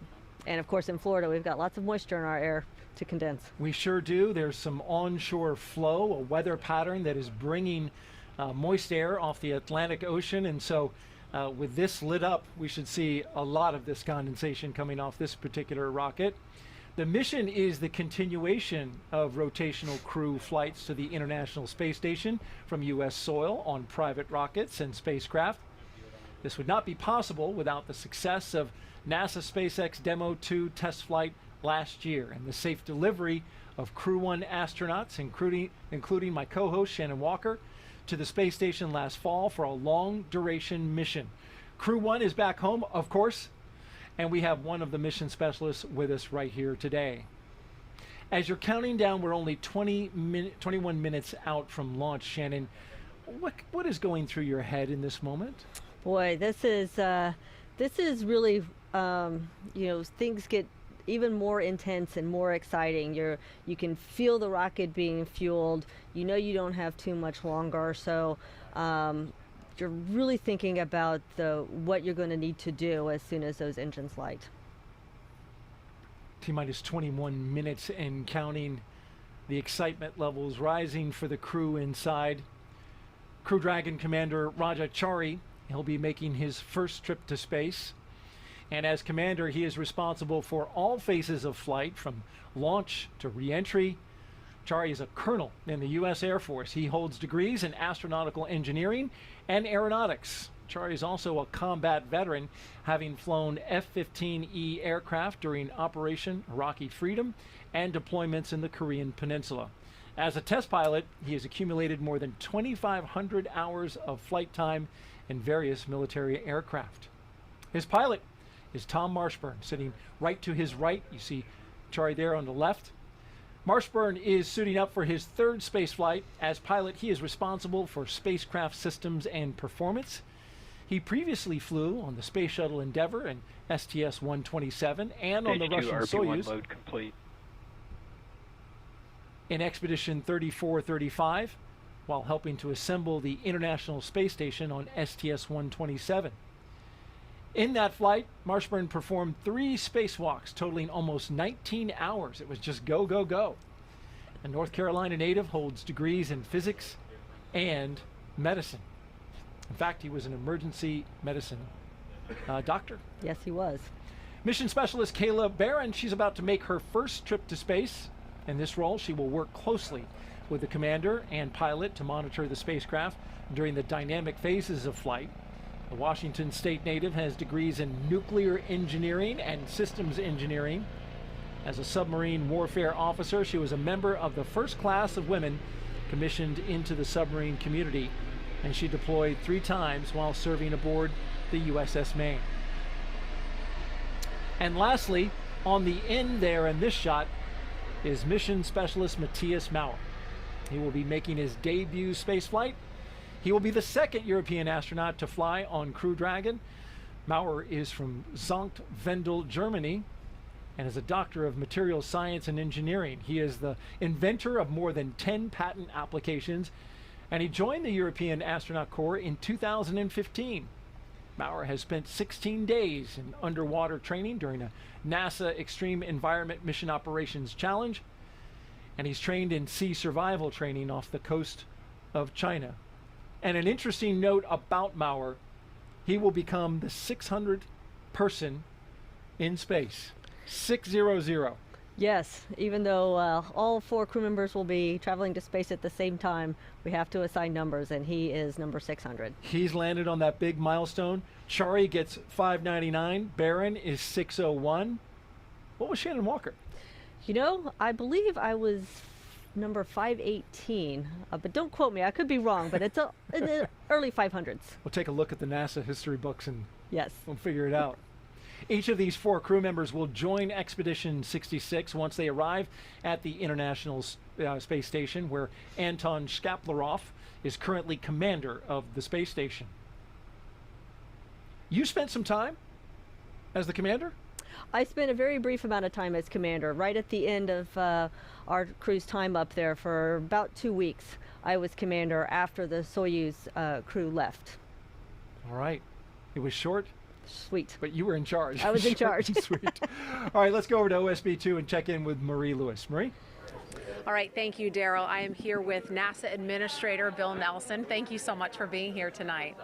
What a pleasure. What a great evening. Looks like the rain has given us a break. Yeah, it's clearing up. We've got a great view of the pad, and this must bring back quite a few memories from you. You launched from Pad 39A some years ago, and this is your first crew launch here as the NASA Administrator. What has this experience been like for you so far? Well, just to have an opportunity to try to offer some leadership to this fantastic organization that where the impossible is routine, and it's just such a tremendous organization. You know, it's been voted the best place to work in the federal government for the last 9 years straight. Stage 2 so launch load is has it begun. any wonder that everybody's excited all the time? And here's another reason what we're going to do tonight. Absolutely. And you launched on the space shuttle 61C years ago. How did that experience change you, and how do you think it's going to change the astronauts that are going to space for the first time tonight? It happens to every space flyer when you look back at Earth from the position of Earth orbit and you see this beautiful creation, our home, the planet, suspended in the middle of nothing. It makes you want to be a better steward of our planet. It's extraordinary. As you orbit the Earth every 90 minutes, and then, of course, the properties of microgravity in space. We're learning how to make new materials, new drugs. All of these things are going to come in a commercial operation that we're taking off the surface of the Earth and we're taking to space, and now we'll take it to the moon, and then who knows, we're going to take it on out into the cosmos. And speaking of the success of this program, years ago, over 10 years ago, this program started. You were a part of that. There were a lot of skeptics at the time in the aerospace industry about shifting this low Earth orbit to commercial industry and this partnership with SpaceX. And here we are now. What does the success of this say about what we can do when we do it together? And still, today, people have difficulty making that transition, but the proof's in the pudding. And the pudding is out there on Launch Pad 39A right now. A commercial operation with considerable NASA help and oversight, because when it comes to the safety of our astronauts, NASA's going to be all over it. There's the proof. A very successful commercial operation. NASA Administrator Bill Nelson, thank you so much for your time. Daryl, we'll send it back to you. All right, thank you, Marie, and Administrator Nelson. Some good words there about our future exploration plans.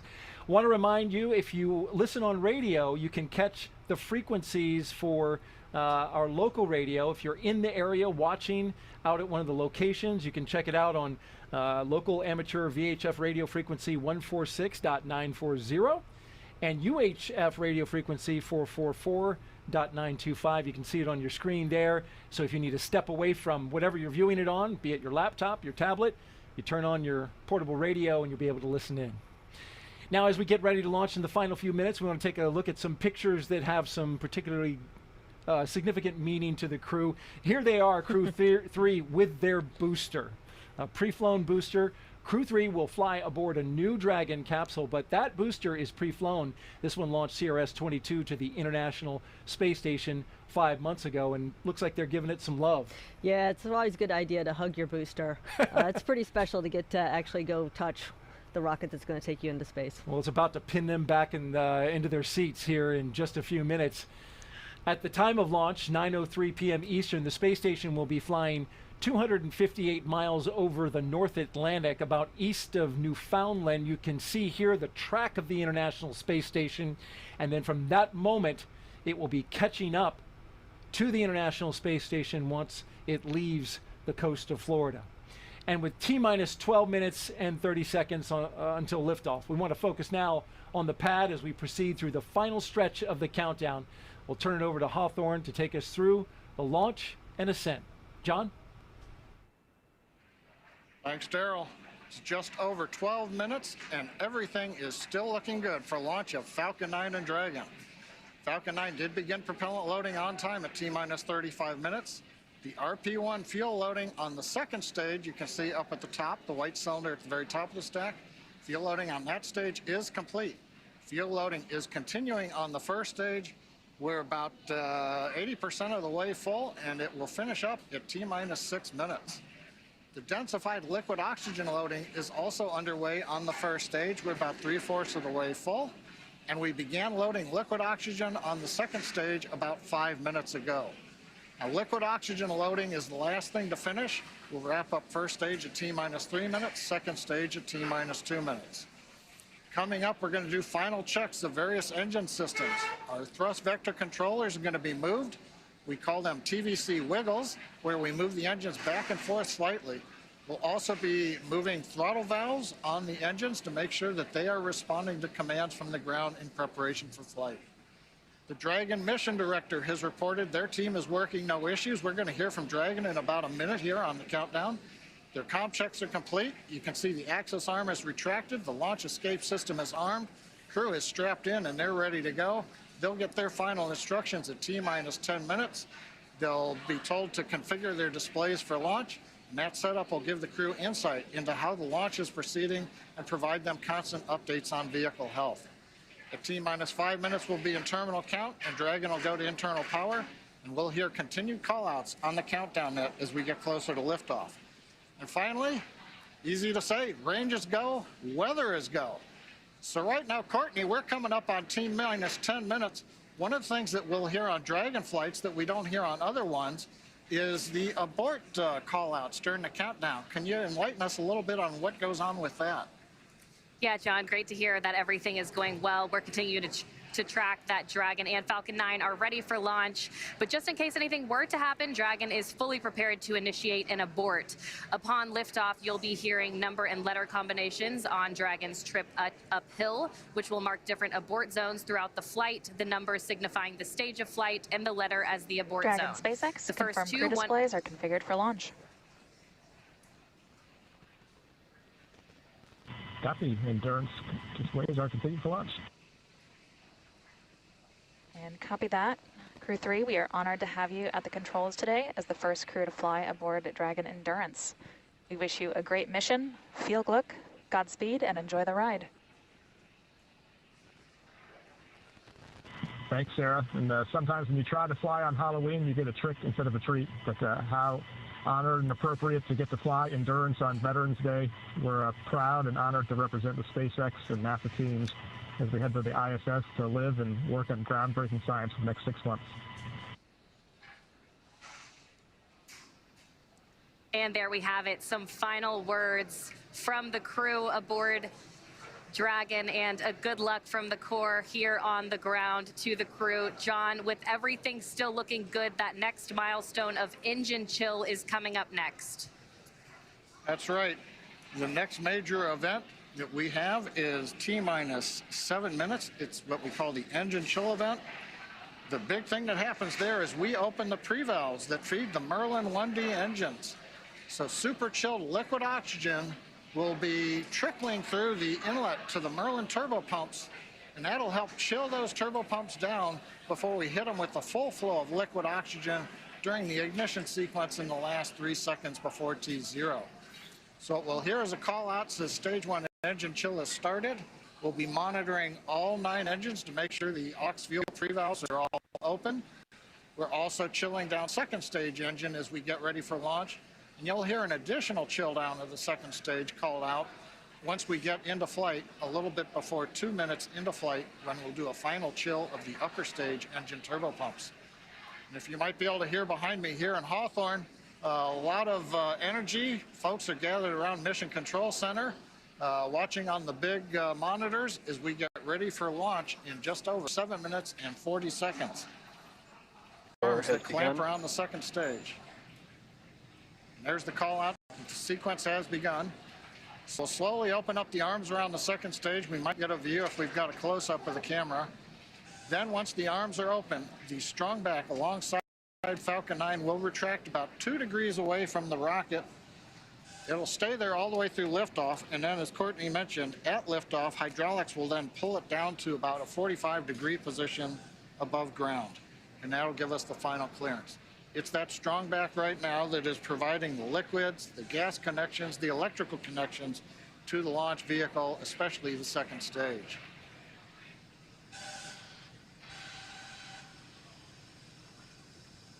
We're hearing some of the venting of the vehicle as we are pressurizing and depressurizing at various steps. As we get ready, you'll see a burst of depressurization there on the second stage.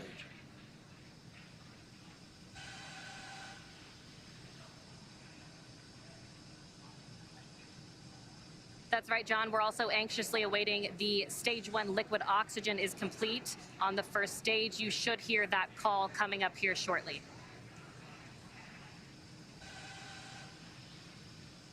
Stage 1 LOX load complete.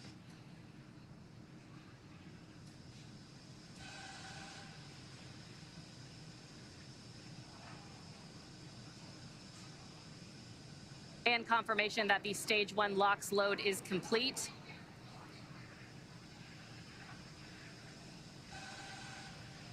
Right now, LOX is going to continue loading on second stage. That'll wrap up at T-minus 2 minutes.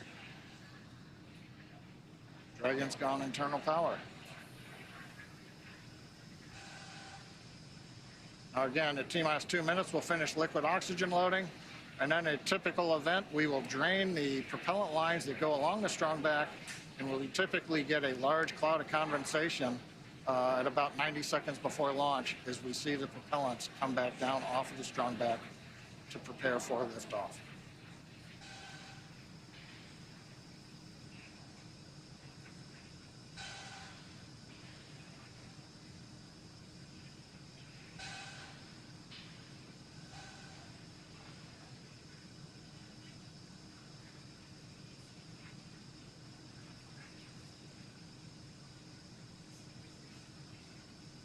Stage 2 LOX load complete. Dragon is in auto idle. All right, Falcon 9. With that, Falcon 9 is fully fueled. We have fuel on both the first and second stages, and both stages are filled with liquid. Loud venting. Filled with liquid oxygen. Dragon is also in auto idle. The flight computers on board Dragon maintaining their calculations, standing by for the T-0 mark. That next call out will be that Dragon is in countdown. Standing by now for that call.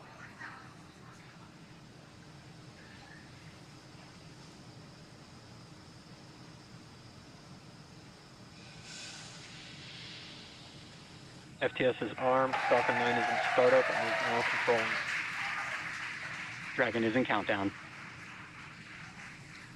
All right, the final minute before launch.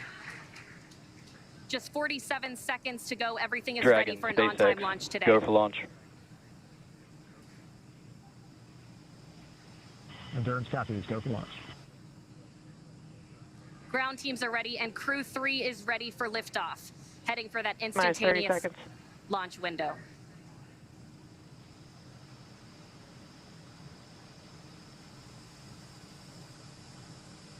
"20 seconds to liftoff.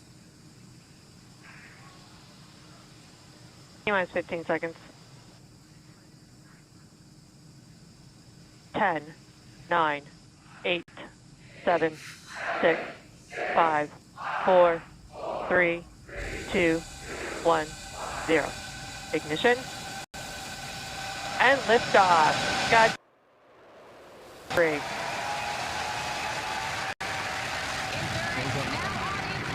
Copy, 1 Alpha. Laboratory in orbit, the International Space Station. Vehicle is pitching downrange. Stage 1, propulsion is nominal. And that's the call we want to hear. Good performance on that first stage so far. T plus 30 seconds, Falcon 9 powered by 9 Merlin 1Ds. Pushing Dragon into low Earth orbit on the way to the International Space Station. Power and telemetry nominal. Stage 1, throttle down. And we're into the throttle bucket in preparation for max Q.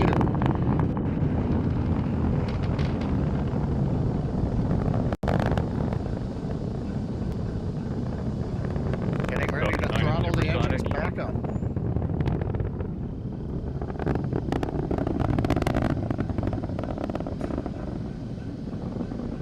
Stage 1, throttle up.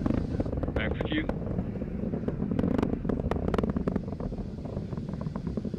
Stage 1 Bravo. Copy, 1 Bravo. That 1 Bravo call is for the second stage abort mode on the first stage. That is going to take them through the first stage, burning just before the second stage activates off the coast of North Carolina. That next milestone coming up shortly will be MVAC chill underway.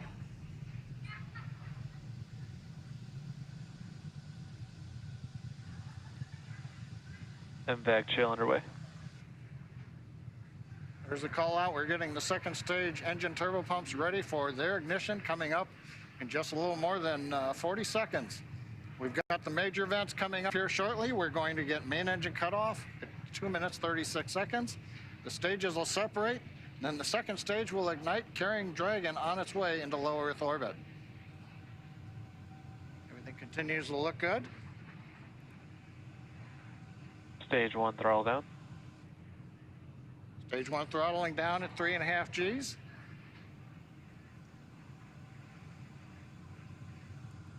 Getting ready for MECO.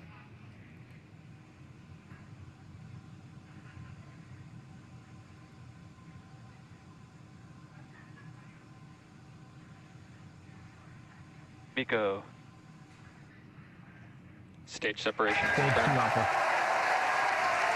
Copy, 2 Alpha. All right, we have ignition of the second stage. And you saw that green flash of that TTEB fluid. And Crew-3 is now on their way to the International Space Station. On the left side, first stage, you can see the titanium grid fins coming out, the streaks of the exhaust of the second stage engine going by, and the lights of Florida down in the background. Acquisition signal. That's right, and on your right, that second stage glowing. With that red color we like to see, indicating everything is proceeding well.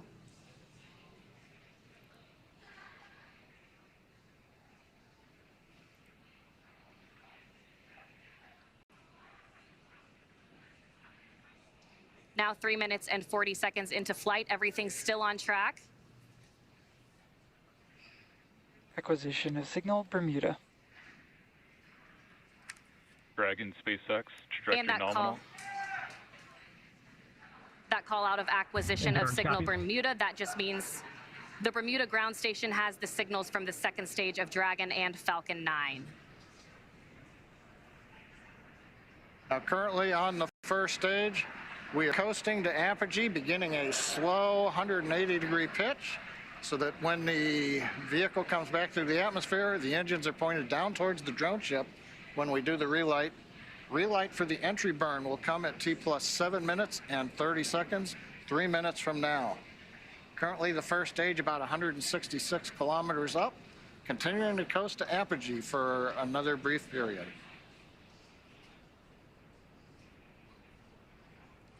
Meanwhile, that second stage still propelling the Crew-3 astronauts up the eastern seaboard, and it will continue to fire. That's about a 6-minute burn to deliver the astronauts into orbit. Dragon, SpaceX, trajectory nominal. Endurance copies. And a good call out from the ground teams. I always love to hear trajectory nominal, and the crew gets to hear it too on the call out. Acquisition of signal New Hampshire. And the New Hampshire tracking station has acquired the telemetry signal.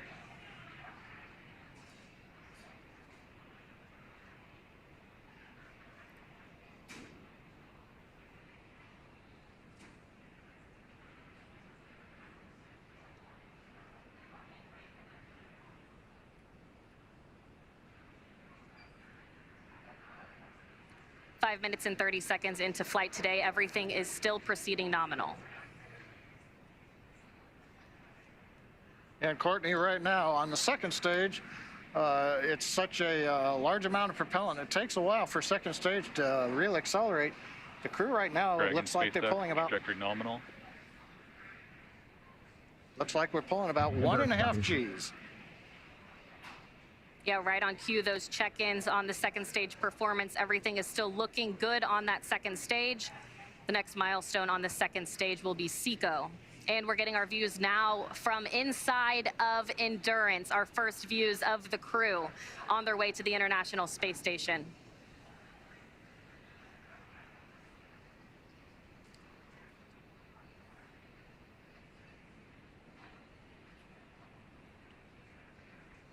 We're 1 minute away from entry burn of the first stage. Hopefully we'll get a camera view back on the first stage as we light the 3 engines to come back into the Earth's atmosphere.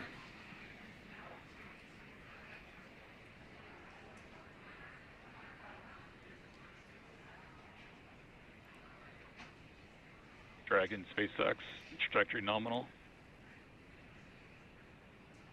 Endurance copies. Another good check-in with the crew, confirming everything is still looking good so far on both ends.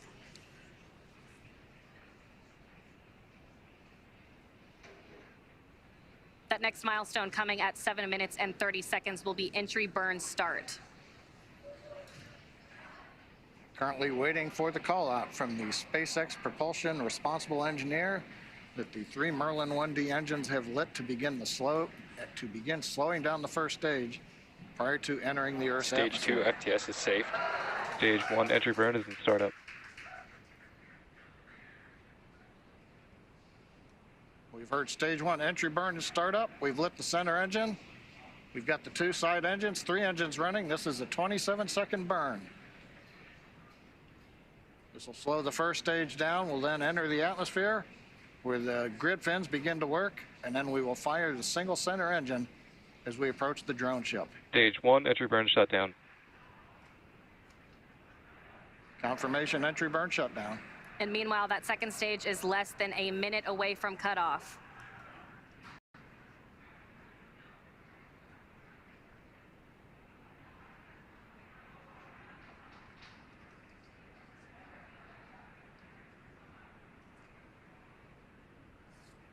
Stage 2 in terminal guidance.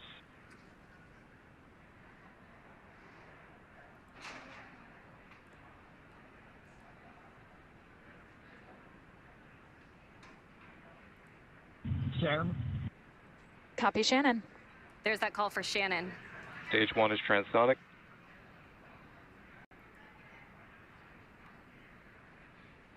Stage 1 decelerating as we prepare for entry burn, but our attention is right now looking at stage 2 as we get ready for shutdown.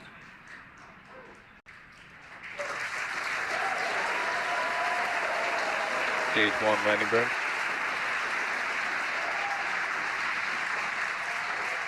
Dragon, SpaceX, nominal orbit insertion.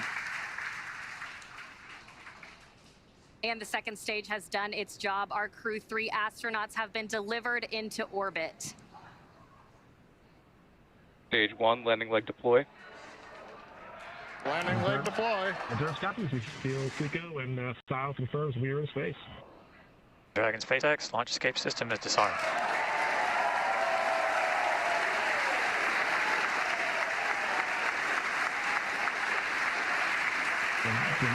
Stage 1 landing is confirmed. And we've heard a call out. Stage 1 landing is confirmed. Launch at Signal Cape and acquisition of Signal Newfoundland. Some great call outs. That next milestone is spacecraft separation around 12 minutes into flight.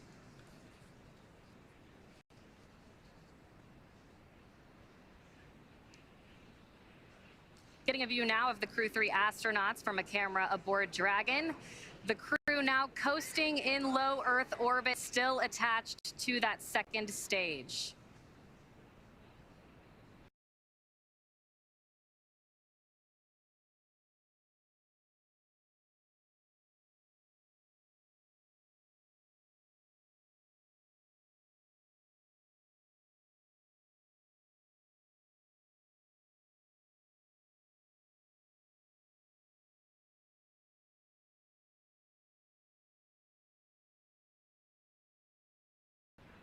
Again, that next milestone coming in about 2 minutes.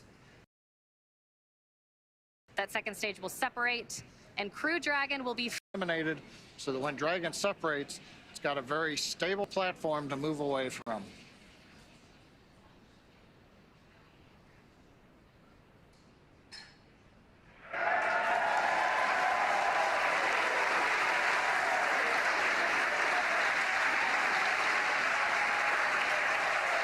I believe the cheering in the background, they're getting video back of Falcon 9 first stage on drone ship as we get ready for Dragon separation.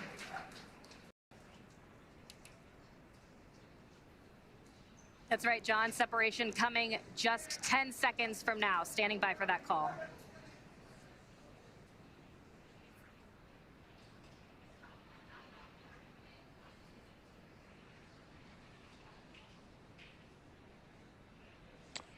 Expected loss of signal, wallops.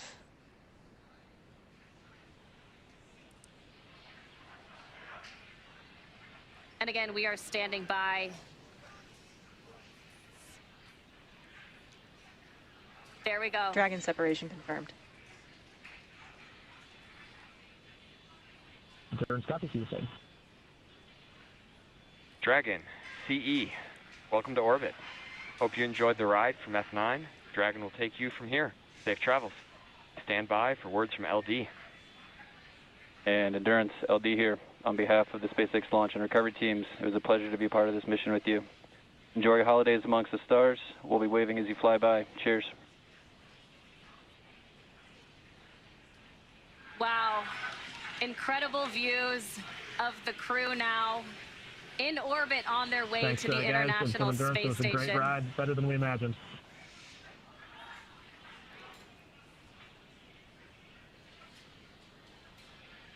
And some final words from the crew as well. There they are, our Crew-3 astronauts. Now in orbit. That next milestone will be the deployment of the nose cone. That'll be about a 5-minute process. It'll expose those forward bulkhead Dracos and will prepare them for checkouts as well.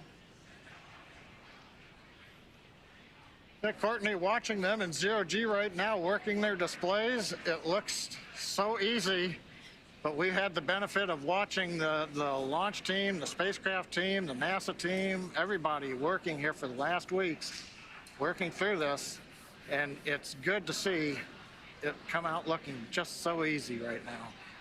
Yep, it's been a long time coming, and we're so excited to see them in orbit.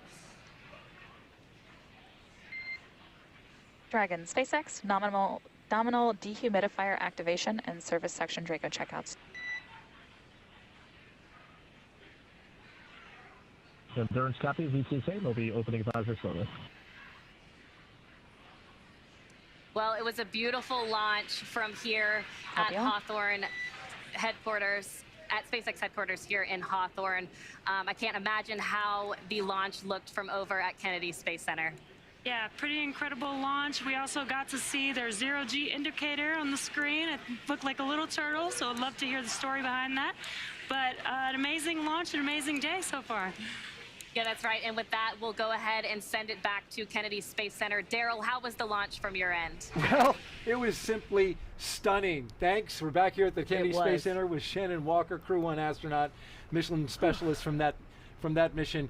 Wow. Wow is right. I mean, it was amazing. It's always so impressive to see a launch live, and what always strikes me is you get to see it and then you hear the sound after it's gone for a few seconds. It's truly amazing. The delay in the sound coming to us, but we're seeing the sights. And when it lifted off, there was that low cloud deck. Yes. So it like lit up the clouds, it lit up the ground. It was one of the most impressive launches I have seen. And that rumble was probably one of the loudest I've heard. I don't know, I don't know how to explain that. I don't either. I mean, it seemed louder to me than most launches, and it was really rattling this whole setup where we are here. Just a boom, and then we saw the zero-G indicator. Yep. A turtle. A turtle, of course, because there's turtles on board. 2 turtles on board, and of course they had to convince the other 2 astronauts to let them do turtle, right? Right. And apparently they did. I don't know who won that arm wrestle, but I guess it was the turtles. It was the turtles. All right, we're joined now by Frank Davina, ESA's program manager for the International Space Station. Thank you very much for joining us, and congratulations. Yeah, good evening. Yes, indeed, beautiful launch. We have our second astronaut flying on Crew Dragon after Thomas that just returned last night. That was in Cologne. Welcoming him in Cologne after his space mission, and now I'm here to see off Matthias. It's great times for the European Space Agency. What a turnaround that must have been to be in Cologne, there with Thomas, coming back, and literally just days later, seeing off one of your ESA astronauts, Matthias Maurer. Yeah, it's a great time for us because we have 2 astronauts back to back, and we will also have Samantha Cristoforetti that will fly in April next year. So for the first time, we will have for 1.5 years permanently ESA astronauts on board of the space station. So it also shows that ESA is really stepping up to the game. We are more and more engaged in the ISS, but also in the lunar program with our NASA colleagues in the Gateway. We will have 3 astronauts flying to the Gateway before the end of this decade. We are doing a new astronaut selection, so exploration is really also taking off in Europe. And how did you enjoy the launch? Were you watching from the 5th floor of the Operations Support Building? No, I was actually in the LCC. Oh, and, wow. So I was able to go outside and go on the staircase on the outside on the fifth floor there